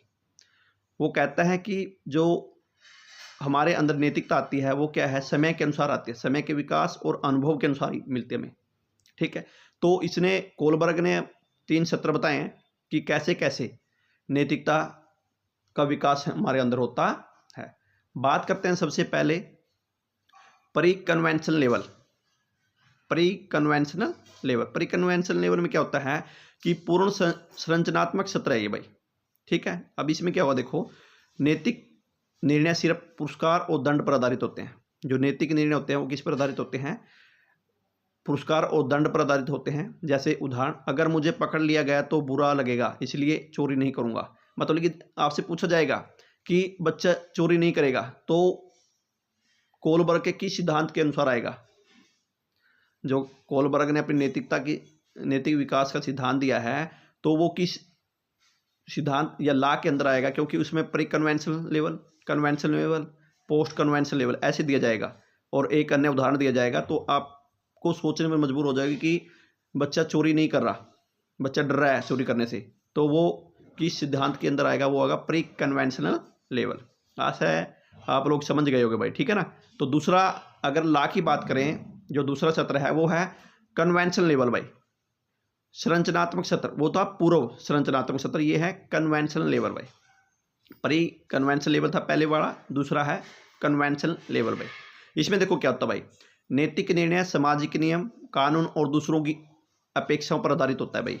क्योंकि समाज कहता है कि यदि सही नहीं है तो इसलिए मैं नियम मानूंगा।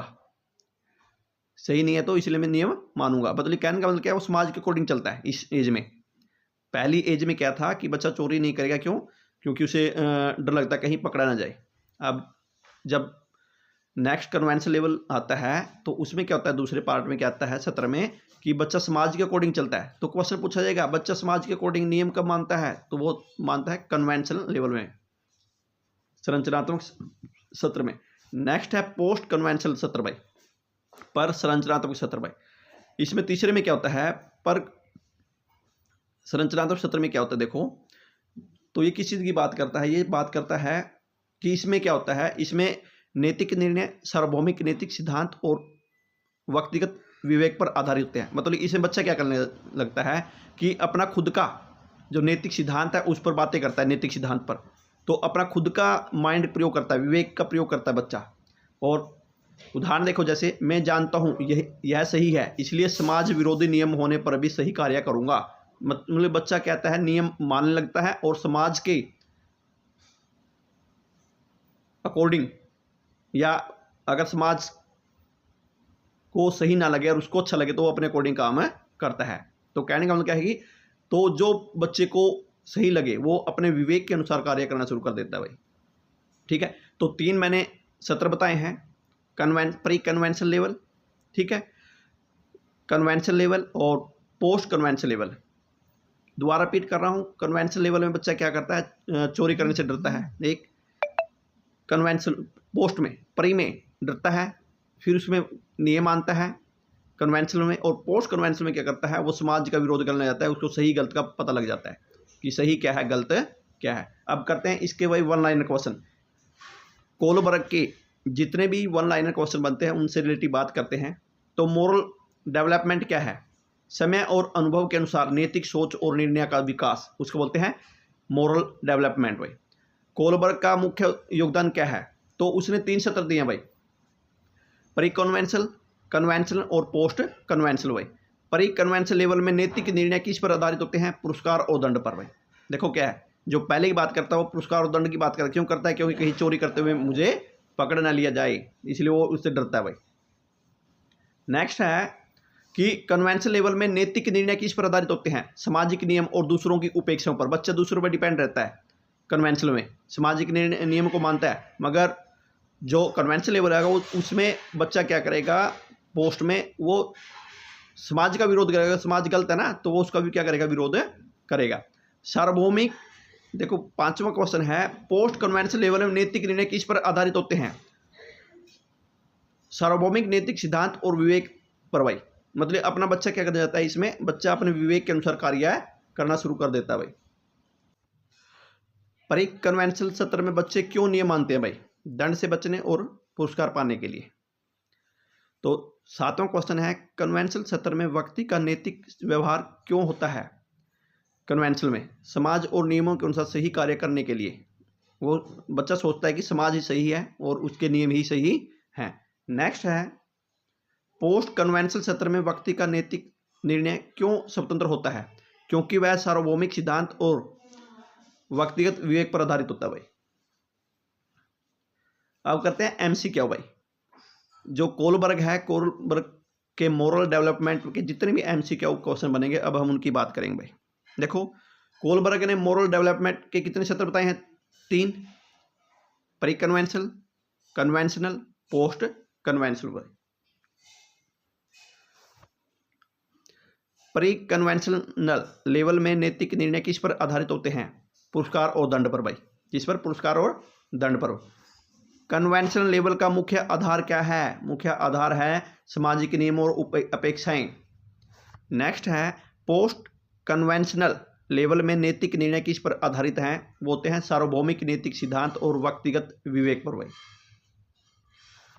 प्री कन्वेंशनल सत्र के उदाहरण में व्यक्ति क्यों नियम बनाता है, वो बनाता है दंड से बचने के लिए और पुरस्कार पाने के लिए।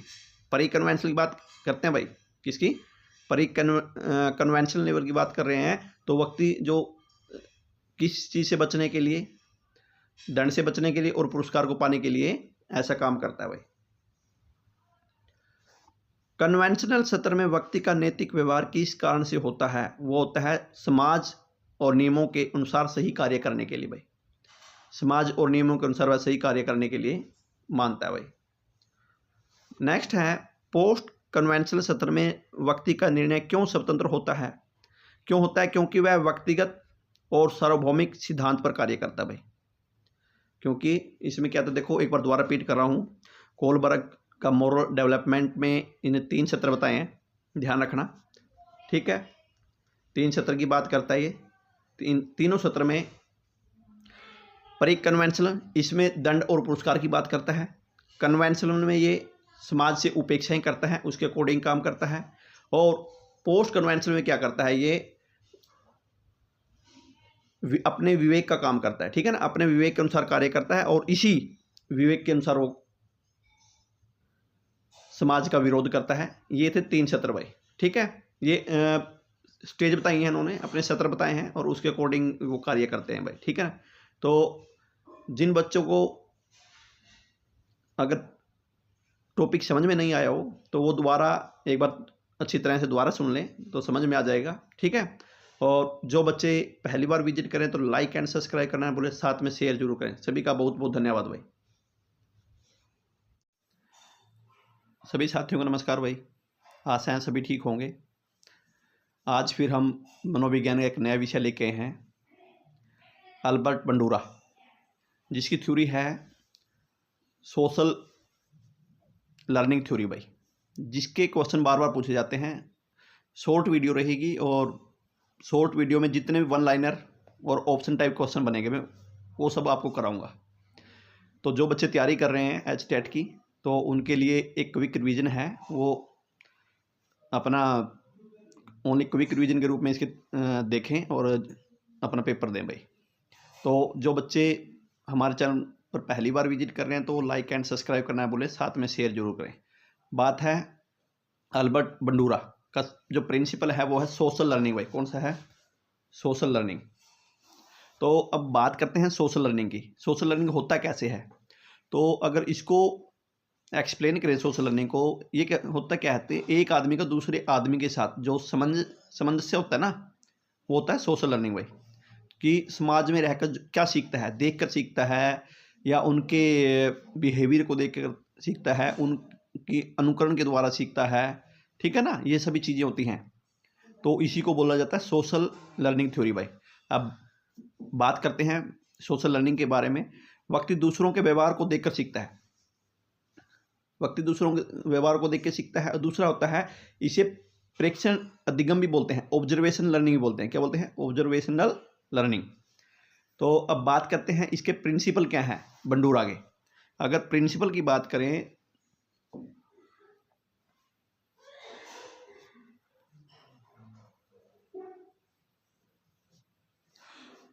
पहला है इमिटेशन द्वारा सीखना, अनुकरण के द्वारा। किसके द्वारा? अनुकरण के द्वारा सीखना। तो अनुकरण के द्वारा कैसे सीखता है? व्यक्ति मॉडल के व्यवहार की नकल करता है। मतलब कि व्यक्ति क्या करता है, किसी को अपना मॉडल मान लेता है और उसकी नकल करता है, नकल के द्वारा सीखता है। इसे बोलते हैं इमिटेशन करना, अनुकरण के द्वारा। नेक्स्ट है जो प्रिंसिपल है दूसरा, तो वो है प्रेक्षण का सिद्धांत या ऑब्जर्वेशन के द्वारा सीखना, देखकर सीखना, उसको बोलते हैं ऑब्जर्वेशनल। सीख प्रत्यक्ष अनुभवों के बिना भी हो सकती है, मतलब कि देख कर भी हो सकते हैं। अब कोई बच्चा देख कर ही सीखता है भाई। नेक्स्ट है तीसरा, मॉडलिंग का सिद्धांत। मॉडलिंग का मतलब बच्चा किसी को अपना मॉडल मान सकता है। तो जिस व्यक्ति को देखा जाता है वह उसे अपना मॉडल समझता है, वही मॉडल कहलाता है भाई। जिस व्यक्ति को वो देखता है, जैसे किसी बच्चे ने डॉक्टर को देखा तो वो डॉक्टर सोचने लगे मैं डॉक्टर बनूंगा, किसी टीचर को देखा तो सोचने लगा मैं टीचर बनूंगा भाई, ठीक है ना। तो नेक्स्ट अगर बात करते हैं, नेक्स्ट पॉइंट है प्रोक्स पुनर्बलन भाई, वेरियस रीइंफोर्समेंट। इसमें क्या होता है देखो भाई, प्रोक्स पुनर्बलन में तो बच्चा ऑब्जर्वेशन के द्वारा सीखता ही है। इसमें क्या होता है, बच्चा इनाम और दंड के द्वारा भी सीखता है। कि देखा क्लास में टीचर ने किसी बच्चे को इनाम दिया तो बच्चे सोचते हैं इनाम हमें भी मिलना चाहिए, ठीक है ना। तो ये सब बंडूरा के जो नियम बनाए गए हैं सोच समझ के बनाए गए हैं। और एक होता है दंड के द्वारा। दंड के द्वारा कैसे, कि टीचर ने किसी बच्चे को बेंच पे खड़ा कर दिया तो बच्चा डर जाएगा, तो बच्चा सोचेगा कि मैं ऐसा कभी गलत काम ना करूं कि टीचर हमें दंड दे। तो ये होता है भाई प्रोक्स पुनर्बलन। नेक्स्ट पॉइंट की बात करते हैं, जो प्रिंसिपल है,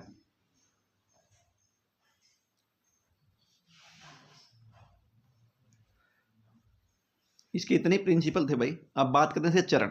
चरण भी बार बार क्वेश्चन बनते हैं चरण के भाई, तो वो देखो कौन कौन से बनते हैं। तो आपको 4 ऑप्शन मिलेंगे और 4 ऑप्शन में दिया जाएगा कि ऑब्जर्वेशन जो लर्निंग है उसका कौन सा भाग नहीं है, आपने क्वेश्चन पूरा पढ़ना है। तो आपको दिया जाएगा ध्यान, स्मरण, अनुसरण और एक अलग से दिया जाएगा कोई। तो आपने इसको बिल्कुल अच्छी तरह रट लेना है और चारों में से मान के चलो कि एक श्योर है कि आना ही आना है इसमें से, ठीक है ना, ऑब्जर्वेशन लर्निंग में से। तो फर्स्ट है अटेंशन, ध्यान देना, दूसरा है स्मरण, रिटेंशन, तीसरा है अनुकरण, रिप्रोडक्शन, और फोर्थ है मोटिवेशन। दोबारा रिपीट कर रहा हूँ, जो 4 पॉइंट हैं, चारों में चारों जो चरण हैं, स्टेप हैं ऑब्जर्वेशन लर्निंग के, इंपॉर्टेंट हैं भाई, क्योंकि इनमें से एक क्वेश्चन बनता है। नेक्स्ट है कि वन लाइनर क्वेश्चन, जितने भी वन लाइनर बनेंगे क्वेश्चन भाई वो मैं आपको बताऊंगा, जितने भी वन लाइनर।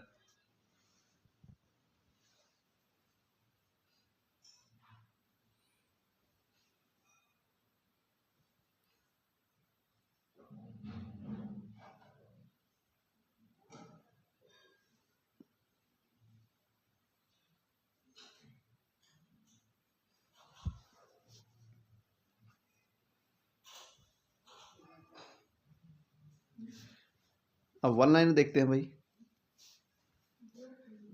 वन लाइनर में अगर देखें तो वंडूरा किस अधिगम सिद्धांत के लिए प्रसिद्ध है भाई? कौन सा है?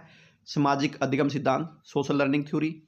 वंडूरा के सिद्धांत का और किस नाम से जाना जाता है? प्रेक्षण अधिगम, प्रेक्षण अधिगम ऑब्जर्वेशन अधिगम लर्निंग। वंडूरा ने अपना प्रसिद्ध प्रयोग किस पर किया? देखो भाई ये बार बार पूछा जाता है कि इसने किस पर ऑब्जर्वेशन की। इसने की बोबोडोल प्रयोग पर भाई। बोबोडोल बोलते हैं गुड़िया पे, ठीक है ना। तो नेक्स्ट है वंडूरा के अनुसार सीख कैसे होती है? दूसरों को देख के, ऑब्जर्वेशन द्वारा या नकल के द्वारा। नेक्स्ट है मॉडल से क्या अभिप्राय है? वह व्यक्ति जिसका अनुकरण करता है, आदमी इमिटेशन करता है। वेरियस रीइंफोर्समेंट अर्थ का क्या अर्थ है? दूसरों को इनाम या दंड मिलता देखकर सीखना, उसको बोलते हैं वेरियस रीइंफोर्समेंट। नेक्स्ट अगर बात करें प्रेक्षण अधिगम का पहला चरण क्या है? ध्यान। मैंने बताया था रिटेंशंस, अटेंशंस, रिप्रोडक्शन और मोटिवेशन, चारों पॉइंट हैं जो बार बार पूछे जाते हैं भाई, ठीक है। नेक्स्ट है वंडूरा का सिद्धांत किस प्रकार की सीख पर बल देता है?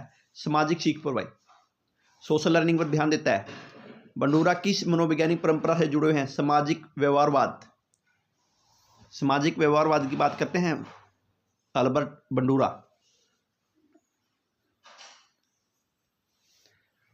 नेक्स्ट है भाई बोबोडोल प्रयोग किस व्यवहार से संबंधित है? आक्रामक व्यवहार। आक्रामक व्यवहार सिखाता है बोबोडोल। तो आपने इसमें टिप्स क्या याद रखनी है, जो बच्चे लंबे टाइम से तैयारी कर रहे हैं, तो एक तो बोबोडोल की आपने स्टोरी याद करनी है, बिल्कुल क्या स्टोरी थी, और इसके जो 4 चरण हैं, ये टिप्स बता रहा हूँ, इसके जो 4 चरण हैं, 4 के 4 चरण अटेंशन से मोटिवेशन तक याद रखने हैं आपने बिल्कुल, ठीक है ना। और वेरियस जो रिफोर्समेंट है वो बहुत महत्वपूर्ण है भाई, बच्चे इनाम से सीखते हैं या दंड से सीखते हैं, ठीक है ना। अब करते हैं MCQ भाई। इस टॉपिक से जितने भी MCQ बनेंगे मैंने नीचे आंसर दे रखे हैं, ओनली आपको ये बताऊंगा इसका ये वो है। वंडूरा किस प्रकार के अधिगम सिद्धांत के लिए प्रसिद्ध है? सोशल लर्निंग के लिए। किसके लिए भाई? सोशल लर्निंग के लिए। अगर पहले की बात करें शास्त्रीय अनुबंधन का सिद्धांत किसका है? सामाजिक अधिगम का ये बात होगी। क्रियात्मक अनुसंधान, प्रयास और भूल का, मैं इससे पहले वीडियो करा चुका हूँ भाई, प्रयास और भूल का थोरंडाई। क्रियात्मक अनुबंधन का भाई अभी पीछे कराया था, किसका है? स्किनर का। शास्त्रीय अनुबंधन का सिद्धांत जिसको बोलते हैं क्लासिकल इन लर्निंग, ठीक है ना, पावलोव का। किसका है? नेक्स्ट क्वेश्चन की बात करते हैं भाई। वंडूरा के सिद्धांत को और किस नाम से जाना जाता है? मैंने बताया था सामाजिक सोशल लर्निंग थ्योरी एक, और एक होता है ऑब्जर्वेशन। कौन सा? ऑब्जर्वेशन। ये वही है क्लासिकल कंडीशनिंग, शास्त्रीय अनुबंधन का सिद्धांत होता है। बी ऑपरेंट कंडीशनिंग, ये वो होता है क्या नाम है क्रिया सुप्त सिद्धांत। ऑब्जर्वेशन लर्निंग यही है। इनसाइट थ्योरी, ये गेस्ट अंतर्दृष्टि सिद्धांत गेस्टाल्ट का है ये, ठीक है ना। नेक्स्ट है बंडूरा का प्रसिद्ध प्रयोग क्या है, बोबोडोल। क्या है, बोबोडोल पर एक्सपेरिमेंट। बोबोडोल एक्सपेरिमेंट किस व्यवहार का अध्ययन करता है, आक्रामक व्यवहार का। किसका, आक्रामक व्यवहार का भाई। मॉडल का क्या अर्थ है, मॉडल का अर्थ होता है कि बच्चे किसी को देखकर उसका अनुसरण करें। वह व्यक्ति जिसका अनुसरण करते हैं उसको बोलते हैं मॉडल। क्या बोलते हैं, मॉडल। जैसे बच्चा किसी टीचर को देख के सोचता है मुझे टीचर बना है, तो टीचर क्या है उसके लिए, मॉडल है। क्या है, मॉडल। वेरियस री-इन्फोर्समेंट का क्या अर्थ है, देखो भाई मैंने कहा था जब भी री-इन्फोर्समेंट की बात आए तो आप सोचना इनाम और दंड की बात कर रहा है। किसकी कर रहा है, इनाम और दंड की। दूसरों को इनाम और दंड देना ये होता है री-इन्फोर्समेंट। ऑब्जर्वेशनल लर्निंग का पहला चरण कौन सा है, तो अटेंशन। पहला अटेंशन है, फिर री अटेंशन, फिर रिप्रोडक्शन और लास्ट है मोटिवेशन। क्या है, अटेंशन, रिटेंशन, रिप्रोडक्शंस और मोटिवेशन, ठीक है ना। आपने क्या करना है, ARRM याद कर लो, ARRM। नेक्स्ट की अगर बात करें, ऑब्जर्वेशनल लर्निंग के चरणों में क्या शामिल है। देखो भाई जैसे शामिल की बात कर दी, ठीक है ना। ऑब्जर्वेशनल लर्निंग में अगर ऑब्जर्वेशनल जो लर्निंग है उसके बारे में देखें तो वही अटेंशन ध्यान देना, री अटेंशन स्मरण करना, अनुकरण करना, और अनुकरण करना होता है रिप्रोडक्शंस, और मोटिवेशन प्रेरणा। ये सब ऑब्जर्वेशन में आता है, सब ऑब्जर्वेशन लर्निंग में। वही नेक्स्ट की अगर बात करें, बंडूरा किस मनोवैज्ञानिक परंपरा से संबंधित, सामाजिक व्यवहारवाद से। बंडूरा के अनुसार सीख कैसी होती है, केवल अभ्यास से, केवल इनाम व दंड से, दूसरों को देखकर और केवल अंतर्दृष्टि से। दूसरों को देखकर ओनली, सामाजिक जो लर्निंग थ्योरी इसलिए कहा गया है कि दूसरों को देखकर जो सीखता है उसे बोलते हैं सोशल लर्निंग। तो ये MCQ क्वेश्चन थे भाई, ये कंप्लीट हो चुके हैं। आपके वन लाइनर और ऑप्शन टाइप में क्वेश्चन आपको करा चुका हूं, तो दोबारा वही रिपीट कर रहा हूं। जो भी सोशल लर्निंग थ्योरी के क्वेश्चन बनते थे मैंने वो वन लाइनर और MCQ वो कंप्लीट कर चुका हूं, और ये वो क्वेश्चन हैं जो बार बार दूसरे एग्जामों में आ चुके हैं, RTET में आ चुके हैं, HTET में बार बार आ रहे हैं, ठीक है ना। रिपीट कर रहा हूं कि जो इसके चरण है ना, ARRM, ठीक है ना, अटेंशन, रिटेंशन, रिप्रोडक्शन और मोटिवेशन, इनके बारे में बार बार पूछा जाता है। और लास्ट में आएगा कि सोशल लर्निंग का कौन सा भाग नहीं है, ठीक है। तो सभी का बहुत बहुत धन्यवाद भाई। एक बार फिर जो बच्चे हमसे पहली बार जुड़े हैं तो वो हमारे चैनल को लाइक एंड सब्सक्राइब करना बोले, साथ में शेयर जरूर करें। सभी का बहुत बहुत धन्यवाद भाई।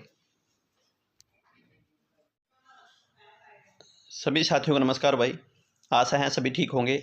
आज फिर मैं एक नई वीडियो मनोविज्ञान की रहेगी। तो इससे पहले मैं थोरनडाइक, पावलोव, स्किनर और प्रशिक्षण की विधियां, इनके बारे में पहले आप लोगों को बता चुका हूं, और जो वीडियो हैं सारी 8-8, 10-10 मिनट की हैं भाई। तो क्विक रिवीजन के लिए मैंने ये बनाई हुई हैं। जो बच्चे HTET, CTET, RTET, KVS, NVS और सुपर टेट की तैयारी कर रहे हैं उनके लिए बहुत लाभदायक रहेगी भाई। इससे बाहर आपके पास क्वेश्चन नहीं मिलेगा आपको, क्योंकि जो पूरा निचोड़ है वो मैंने इसके अंदर लिखा हुआ है। तो अगर आप हमारे चैनल पर पहली बार विजिट करें तो लाइक एंड सब्सक्राइब करना भूलें, साथ में शेयर जरूर करें भाई। तो अब हम बात करते हैं गेस्टाल्ट थ्योरी भाई। आज का हमारा टॉपिक रहेगा गेस्टाल्ट। गेस्टाल्ट थ्योरी का जो मूल सिद्धांत है, प्रिंसिपल है, वो क्या है, संपूर्ण अपने भागों के योग से बड़ा होता है भाई। संपूर्ण जो भाग होता है वो अपने भागों से क्या होता है, बड़ा होता है। बात किस पे रहेगी हमेशा? वाइल पे रहेगी, संपूर्ण पे। ठीक है, तो इसके जो गेस्टाल्ट के नियम हैं, अगर हम उन पे डिस्कशन करें तो ये गेस्टाल्ट के नियम है भाई। समानता का नियम, समानता का नियम क्या होगा? जो समानता की बात करेगा गेस्टाल्ट, तो समान वस्तुएं एक समूह के रूप में देखी जाती हैं भाई। जो भी वस्तु होगी वो एक समूह में देखी जाएगी, चाहे हम किसी भी वस्तु की बात करें वो समूह के रूप में काउंट होगी भाई। निकटता का नियम, पास पास स्थित वस्तुएं एक साथ मान जाती हैं। निकटता का नियम क्या होगा? जो पास में वस्तुएं पड़ी हैं वो क्या है, सभी क्या है, एक साथ मानी जाएगी। निरंतरता का नियम भाई, निरंतरता का नियम होता है निरंतर या सरल रूप को प्राथमिकता दी जाती है भाई, लगातार कॉन्टिन्यूटी को। देखो 3 जो नियम बता रहा हूँ मैं, समानता का नियम है, निकटता का नियम है, law of proximity, law of continuity, 3 नियम हम डिस्कस कर चुके हैं। और अगले जो नियम है उस पे बात करते हैं, पूर्णता का नियम। इस पे बार बार क्वेश्चन रिपीट होते हैं भाई, इस पे पूर्णता का जो नियम है, लॉ ऑफ क्लोजर्स, इस पे क्वेश्चन पुट होते हैं। अधूरी आकृति को भी पूर्ण रूप में देखा जाता है। तो जैसे कोई आकृति है आधे दी जाती है तो आपने उसको इमेज करके पूरी देखना है, उसे बोलते हैं पूर्णता का नियम। आकृति पृष्ठभूमि का नियम भाई, फिगर ग्राउंड, मुख्य आकृति पृष्ठभूमि से अलग दिखाई देती है भाई। 5 प्रिंसिपल हो चुके हैं भाई। तो लास्ट प्रिंसिपल है सरलता का नियम भाई। सरलता का नियम में क्या है, मस्तिष्क सरल और व्यवस्थित रूप को चुनता है। तो कितने नियम हैं? 6 भाई। हमने गेस्टाल्ट के 6 नियमों के बारे में डिस्कस किया है और 6 के 6 में से जो संपूर्णता का नियम है उस पर ज़्यादातर क्वेश्चन पुट होते हैं। तो जो गेस्टाल्ट की थ्योरी है इनसाइट लर्निंग, उस पर हम डिस्कस कर रहे हैं, और उससे रिलेटिव जितने भी क्वेश्चन बनेंगे, वन लाइनर बनो, MCQ बनो, वो आपको आगे मैं कराऊंगा। और बस आपने सिर्फ ओनली ध्यान से सुनना है, उन्हीं से क्वेश्चन बनेंगे। आगे देखना आप लोग।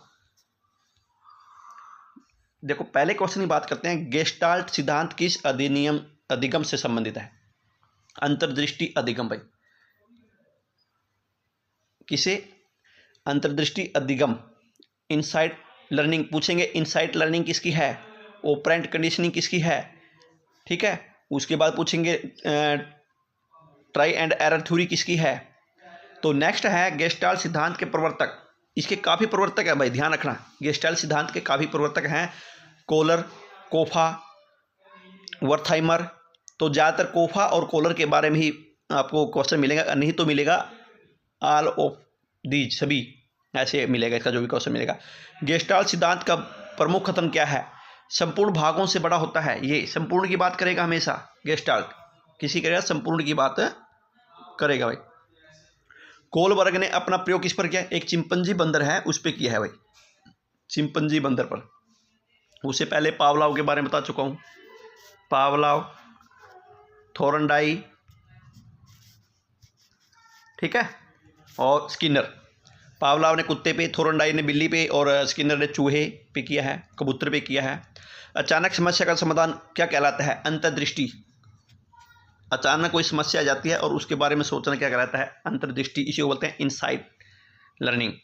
लॉ ऑफ क्लोजर का क्या अर्थ है? अधूरी आकृति को पूर्ण करना, उसको बोलते हैं लॉ ऑफ क्लोजर। कोई आकृति अधूरी दिखाई गई है और उसको बोलते हैं लॉ ऑफ क्लोजर, और इसी पे ही क्वेश्चन बनते हैं ज़्यादातर। फिगर ग्राउंड का संबंध किससे है? आकृति और पृष्ठभूमि की पहचान से है। फिगर ग्राउंड आपको दिखा दिया कोई फिगर, तो आपने उसे क्या करना है? आकृति को पहचानना है, उसकी पृष्ठभूमि देखनी है कि वो किस चीज़ के बारे में हमें बता रहा है। गेस्टाल्ट सिद्धांत किस विद्यालय से संबंधित है भाई? और गेस्टाल्ट खुद एक विद्यालय है, गेस्टाल्ट विद्यालय से संबंधित है गेस्टाल्ट सिद्धांत। तो यह सिद्धांत ट्रायल एंड एरर के विपरीत क्यों है? क्योंकि इसमें अचानक समझ होती है। वो तो बार बार देखो, ध्यान से सुनना भाई। ट्रायल एंड एरर किसकी है? थोरनडाई की है, थोरनडाई की है।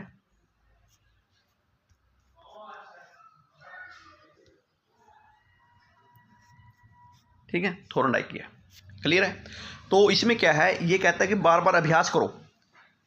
ठीक है, अभ्यास से ही क्या होगा, आप समस्या का समाधान निकाल पाओगे। मगर ये कहता है कि आपके सामने कोई अचानक से कोई समस्या आ जाती है, आपने उसको समझना है। उसको बोलते हैं ट्रायल एंड एरर थ्योरी के विपरीत भाई।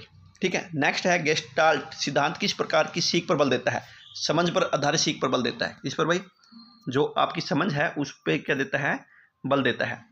तो देखो टिप्स देखो भाई इसकी, इस जो इनसाइट लर्निंग है इसकी जो बातें हैं वो ध्यान रखनी है, सब जरूरी देखें। क्लोजर और फिगर ग्राउंड अक्सर पूछे जाते हैं, और कोलबर्ग का जो चिपंजी प्रयोग है वो याद रखें कि कोलबर्ग ने क्या किया, चिपंजी पर जो प्रयोग किया है उसको भी याद आपने रखना है। तो दो चीज़ देखो जो आपकी की बनती है, मेन पॉइंट की बनती है, एक तो क्लोजर और फिगर ग्राउंड आपको अक्सर पूछे जाते हैं इन चीज़ों के बारे में। तो आपने क्लोजर और फिगर ग्राउंड जो दिखाई देता है उसके बारे में समझना कि ये क्या है, इनसाइट लर्निंग थ्योरी है। तो अब इससे संबंधित जितने भी एमसीक्यू क्वेश्चन बनेंगे उन पर डिस्कस करते हैं भाई। गेस्टाल्ट सिद्धांत एमसीक्यू। गेस्टाल्ट सिद्धांत का मुख्य कथन क्या है? सीखना अभ्यास से, सीखना इनाम से, संपूर्ण भागों से बड़ा होना, और सीखना संयोग से।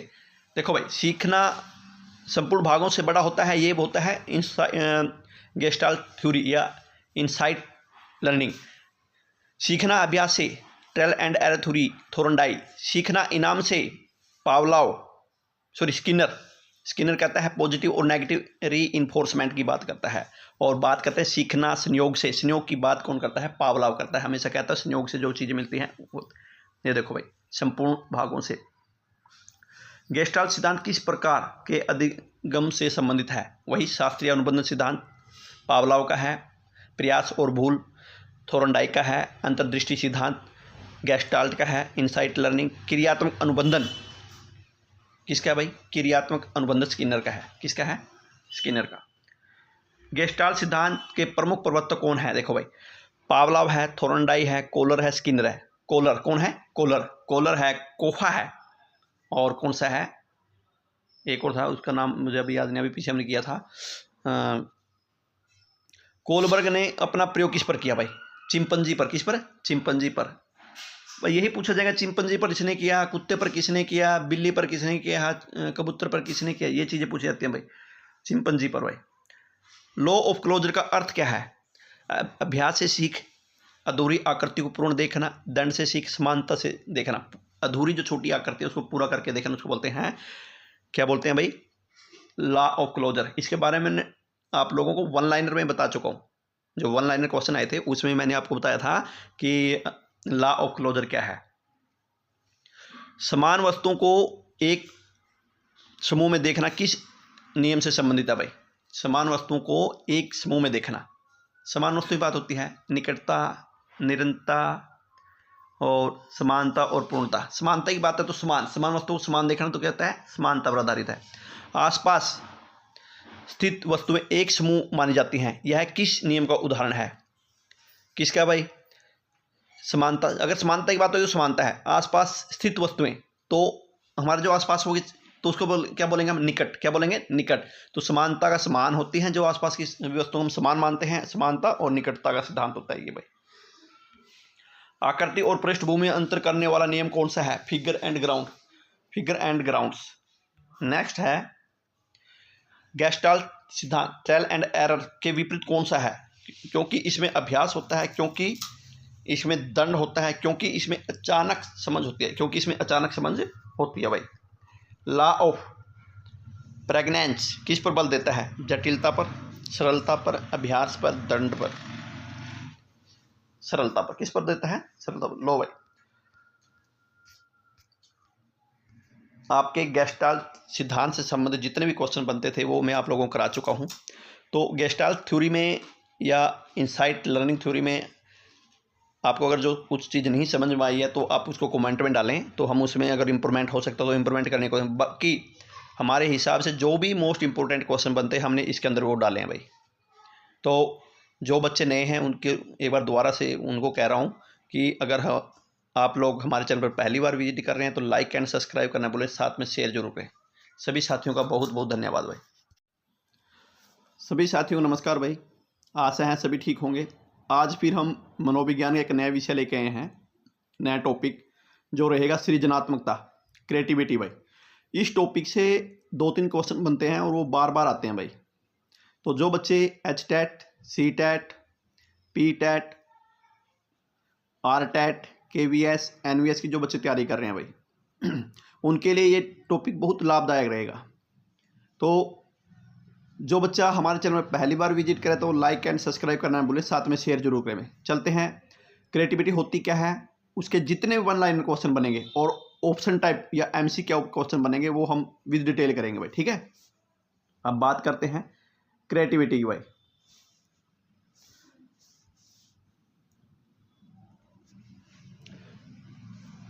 सृजनात्मकता क्या होती है? पहला क्वेश्चन बनता है, नई उपयोगी और मौलिक विचार या समाधान पैदा करने की क्षमता ही सृजनात्मकता होती है भाई। क्या होता है सृजनात्मकता? क्या होता है सृजनात्मकता? होता है कि जो नए विचार, उपयोगी और मौलिक विचारों का समाधान पैदा करना, उसका समाधान ढूंढना, उसको बोलते हैं क्रिएटिविटी, सृजनात्मकता, ठीक है भाई। तो सेकंड क्वेश्चन की अगर हम बात करें, सेकंड क्वेश्चन है क्रिएटिविटी के मुख्य तत्व कौन से? इनके बारे में बार बार पूछा था भाई। क्रिएटिविटी के 4 तत्व हैं और 4 तत्वों आपको ऑप्शन दे जाएंगे और ऑप्शन में से एक गायब मिलेगा आपको। तो पहला है फ्लुएंसी, बहाव, फ्लेक्सिबिलिटी, लचीलापन, ओरिजिनलिटी, मौलिकता, और इलाबोरेशन होता है विस्तार भाई। कहते हैं इलाबोरेशन करना, किसी को विस्तार से बताना, ठीक है। तो फ्लुएंसी, फ्लेक्सिबिलिटी, ओरिजिनलिटी और इलाबोरेशंस, ठीक है। तो बात करते हैं नेक्स्ट की, फ्लुएंसी का क्या अर्थ होता है भाई? हमें पता है फ्लुएंसी बोलना लगातार बोलना होता है। किसी समस्या के कई समाधान सूझने की क्षमता, उसको फ्लुएंसी होता है, मतलब लगातार समाधान ढूंढना, ठीक है। फ्लेक्सिबिलिटी का अर्थ क्या है?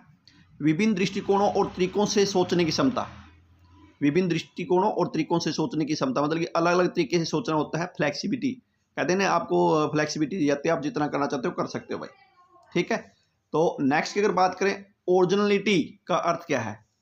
जो ओरिजिनलिटी होती है वो होता है नए और अनोखे विचार पैदा करने की क्षमता, मतलब वास्तविकता लाना, उसे बोलते हैं ओरिजिनलिटी भाई। नेक्स्ट क्वेश्चन है छठा, इलाबोरेशन क्या होता है? इलाबोरेशन होता है विचार को विस्तार और परिष्कृत करने की क्षमता, मतलब कि जो आपका विचार है उसको डिटेल से और अधिक पढ़ने की कोशिश करना और उसके बारे में विस्तार से बताना। नेक्स्ट है 7वां क्वेश्चन है, 7वां क्वेश्चन है डाइवर्जेंट थिंकिंग क्या है? डाइवर्जेंट और कन्वर्जेंट थिंकिंग के बार बार क्वेश्चन बनते हैं, ध्यान से सुनना भाई। डाइवर्जेंट होती है एक समस्या के कई समाधान खोजने की सोच, मतलब कि कोई एक समस्या है उसको कई तरह से खोजना होता है डाइवर्जेंट, मतलब ड्राइव करना, समझेंगे ना, समाधान खोजना। और अगला है कन्वर्जेंट थिंकिंग, एक ही समस्या खोजने की सोच, एक सही समस्या खोजने की सोच। देखो भाई, डाइवर्जेंट और कन्वर्जेंट में देखो, ये एक समस्या कई समाधान की बात कहता है। आपसे पूछा जाएगा एक समस्या कई समाधान खोजने को क्या कहते हैं, डाइवर्जेंट कहते हैं या कन्वर्जेंट कहते हैं? तो आपने कहना है डाइवर्जेंट, ठीक है। और कन्वर्जेंट होता है एक सही समस्या खोजने की सोच, मतलब ओनली एक ही समस्या की खोज करनी है आपने, होता है कन्वर्जेंट, ठीक है। तो नेक्स्ट है सृजनात्मकता बढ़ाने के कारण कौन कौन से हैं? जो हमारे अंदर क्रिएटिविटी बढ़ती है उसके क्या क्या कारण हो सकते हैं? आपका ज्ञान, अनुभव, स्वतंत्रता, जोखिम लेने की क्षमता, सकारात्मक वातावरण, ये सभी आपकी क्रिएटिविटी या सृजनात्मकता को बढ़ाते हैं भाई। नेक्स्ट क्वेश्चन है, गिलफोर्ड के अनुसार क्रिएटिविटी कैसे मापी जा सकती है? गिलफोर्ड के भी क्वेश्चन काफ़ी बनते हैं भाई। तो गिलफोर्ड हमेशा एक चीज़ की बात करता है, वो करता है डाइवर्जेंट थिंकिंग की। डाइवर्जेंट थिंकिंग कह रहा हूँ कि एक समस्या के अनेक समाधान निकालना, वो होता है डाइवर्जेंट। क्या होता है? एक समस्या के काफ़ी समाधान निकालना, वो होता है डाइवर्जेंट भाई। अब इसी के हम करेंगे भाई MCQ, जितने पहले वन लाइनर कर चुके हैं, क्योंकि जो भी पॉइंट थे उनके हम डिटेल से कर चुके हैं। अब बस हमने क्या करना है, उन्हीं पॉइंटों को MCQ में चेंज कर दिया गया है, और जो बार बार एग्जाम में आ चुके हैं। ये वही क्वेश्चन है भाई जो पहले किसी सी टेट में, एच टेट में ज़्यादातर आ चुके हैं। क्वेश्चन ज़्यादातर वही हैं जो एच टेट में आए हुए हैं। क्रिएटिविटी का अर्थ क्या है, हमें पता है। क्रिएटिविटी पहले मैंने बताया था, नए विचार, उपयोगी मौलिक विचार या समाधान पैदा करने की समस्या, मतलब कि कोई ना कोई समस्या उसको समाधान निकालने का, ठीक है, वो क्या होता है, क्रिएटिविटी। बी ऑप्शन रहेगा भाई, ठीक है। क्रिएटिविटी के मुख्य तत्व वही 4 तत्व बताए थे मैंने भाई, फ्लुएंसी, फ्लेक्सिबिलिटी, ओरिजिनलिटी, इलाबोरेशन। एक ये रहेगा ऑप्शन। फ्लुएंसी का अर्थ क्या है, लगातार, कहा था मैंने, समस्या के कई समाधान सूझना, लगातार समाधान, लगातार चलना, फ्लुएंसी चलना, लगातार समाधान ढूंढना है, सूझना, वो होता है ऑप्शन बी। फ्लेक्सिबिलिटी किसे कहते हैं, एक ही तरीका अपनाना, विभिन्न दृष्टिकोणों और तरीकों से सोचने की क्षमता, केवल नए विचार लाना और समाधान का विस्तार करना। इसने कहा था फ्लेक्सिबिलिटी, अलग अलग तरीके से सोचना, आपको विचार, आपको खूब खुलकर फ्लेक्सिबिलिटी है कि आप कितने ही तरीके से सोच सकते हो, उसको बोलते हैं फ्लेक्सिबिलिटी। ओरिजिनलिटी का अर्थ क्या है, ओरिजिनलिटी होता है आपको क्या है, अनोखे अनोखे विचार खोजने हैं, नए और अनोखे विचार खोजना, मतलब कि ओरिजिनलिटी आपने वास्तविकता, रियलिटी को ढूंढना है, उसको बोलते हैं ओरिजिनलिटी। बी ऑप्शन रहेगा, नए और अनोखे विचार पैदा करना। इलाबोरेशन, विस्तार की बात करता है, मैंने पहले ही बताया था क्योंकि वन लाइनर में आया था, विचार को विस्तार और परिष्कृत करना इलाबोरेशन कहलाता भाई। डाइवर्जेंट थिंकिंग के क्वेश्चन बार बार पूछा था, नहीं बता रहा हूँ फिर भी। डाइवर्जेंट थिंकिंग में और कन्वर्जेंट थिंकिंग में एक चीज़ होता है डाइवर, खुलकर, और कन्वर्ट होता है सीमित। डाइवर कहता है बहुत अधिक मात्रा में सोचना, जैसे कई समस्याएं खोजने की सोच, बी ऑप्शन है। और अगर यहीं पर होता कन्वर्जेंट तो ए ऑप्शन होता है, एक समस्या का सही समाधान ढूंढना। ध्यान रखो, कन्वर्जेंट किसी को कन्वर्ट करना, रोकना, मतलब कि बिल्कुल वहीं तक सीमित करना, वो होता है कन्वर्जेंट। और डाइवर्जेंट होता है किसी समस्या को और अधिक सोचना, ज़्यादा सोचना, खुलकर सोचना। अगला क्वेश्चन है कन्वर्जेंट थिंकिंग। अगर कन्वर्जेंट की बात करें तो वही एक सही समाधान खोजने की सोच, मतलब कि एक ही पॉइंट पर टिके रहना, ठीक है, वो है कन्वर्जेंट। नेक्स्ट है क्रिएटिविटी बढ़ाने के वाले कारक, मैंने बताया था, नया ज्ञान हो सकता है, आपका अनुभव हो सकता है, स्वतंत्रता हो सकती है, जोखिम लाने की स्वतंत्रता, ऑप्शन ए। गिलफोर्ड ने क्रिएटिविटी मापने के लिए कौन सा परीक्षण किया भाई, वो सिर्फ गिलफोर्ड एक ही परीक्षण की बात करता है, वो कहता है डाइवर्जेंट थिंकिंग। कहता है कि आपने जब भी करना है डाइवर्जेंट थिंकिंग करो, ये गिलफोर्ड खुल के कहता है। और ये वही क्वेश्चन है जो बार बार आ चुके हैं, यही मैंने वन लाइनर में रिपीट कर रखे हैं कि आपको पहले बता रहा हूँ, आपने इसके तत्व भी याद करने हैं। और जितने भी मैंने इन तत्वों के बारे में बताया है, जैसे फ्लुएंसी, फ्लेक्सिबिलिटी, ओरिजिनलिटी, इलाबोरेशंस, इन सब के बारे में आपको विस्तार से पढ़ना है। और डाइवर्जेंट थिंकिंग और कन्वर्जेंट थिंकिंग, इसके बारे में आपने अच्छी तरह देख लेना है। क्वेश्चन इसी के अंदर से रहेंगे, सिर्फ ओनली आपका उस टाइम प्रेजेंट ऑफ माइंड होना चाहिए पेपर के अंदर। अगर आपका प्रेजेंट ऑफ माइंड अच्छा है तो आप उसी टाइम उसको पकड़ कर लेंगे। डाइवर्जेंट और कन्वर्जेंट के बारे में दोबारा रिपीट कर रहा हूँ। ड्राइवर होता है एक किस्म का कि बहुत अधिक मात्रा में सोचना, बहुत अधिक मात्रा में सोचना, ज़्यादा सोचना, ठीक है। और मतलब किसी चीज़ को बहुत सीमित करना, कवर करना, ठीक है ना, छोटी चीज़ को कवर करना, एक बिंदु को कवर करना, तो सीमित सोच होना, ये होता है कन्वर्जेंट, ठीक है ना। तो दोबारा से भाई जो बच्चे H TET, C TET, R TET, P TET, KVS, NVS की तैयारी करें वो हमसे जुड़े हैं भाई। निःशुल्क आपको यहाँ पर शिक्षा मिलेगी। और जो बच्चे निःशुल्क शिक्षा प्राप्त करना चाहते हैं तो हमारे चैनल को लाइक एंड सब्सक्राइब करना भूलें, साथ में शेयर जरूर करें भाई। सभी साथियों का बहुत बहुत धन्यवाद भाई।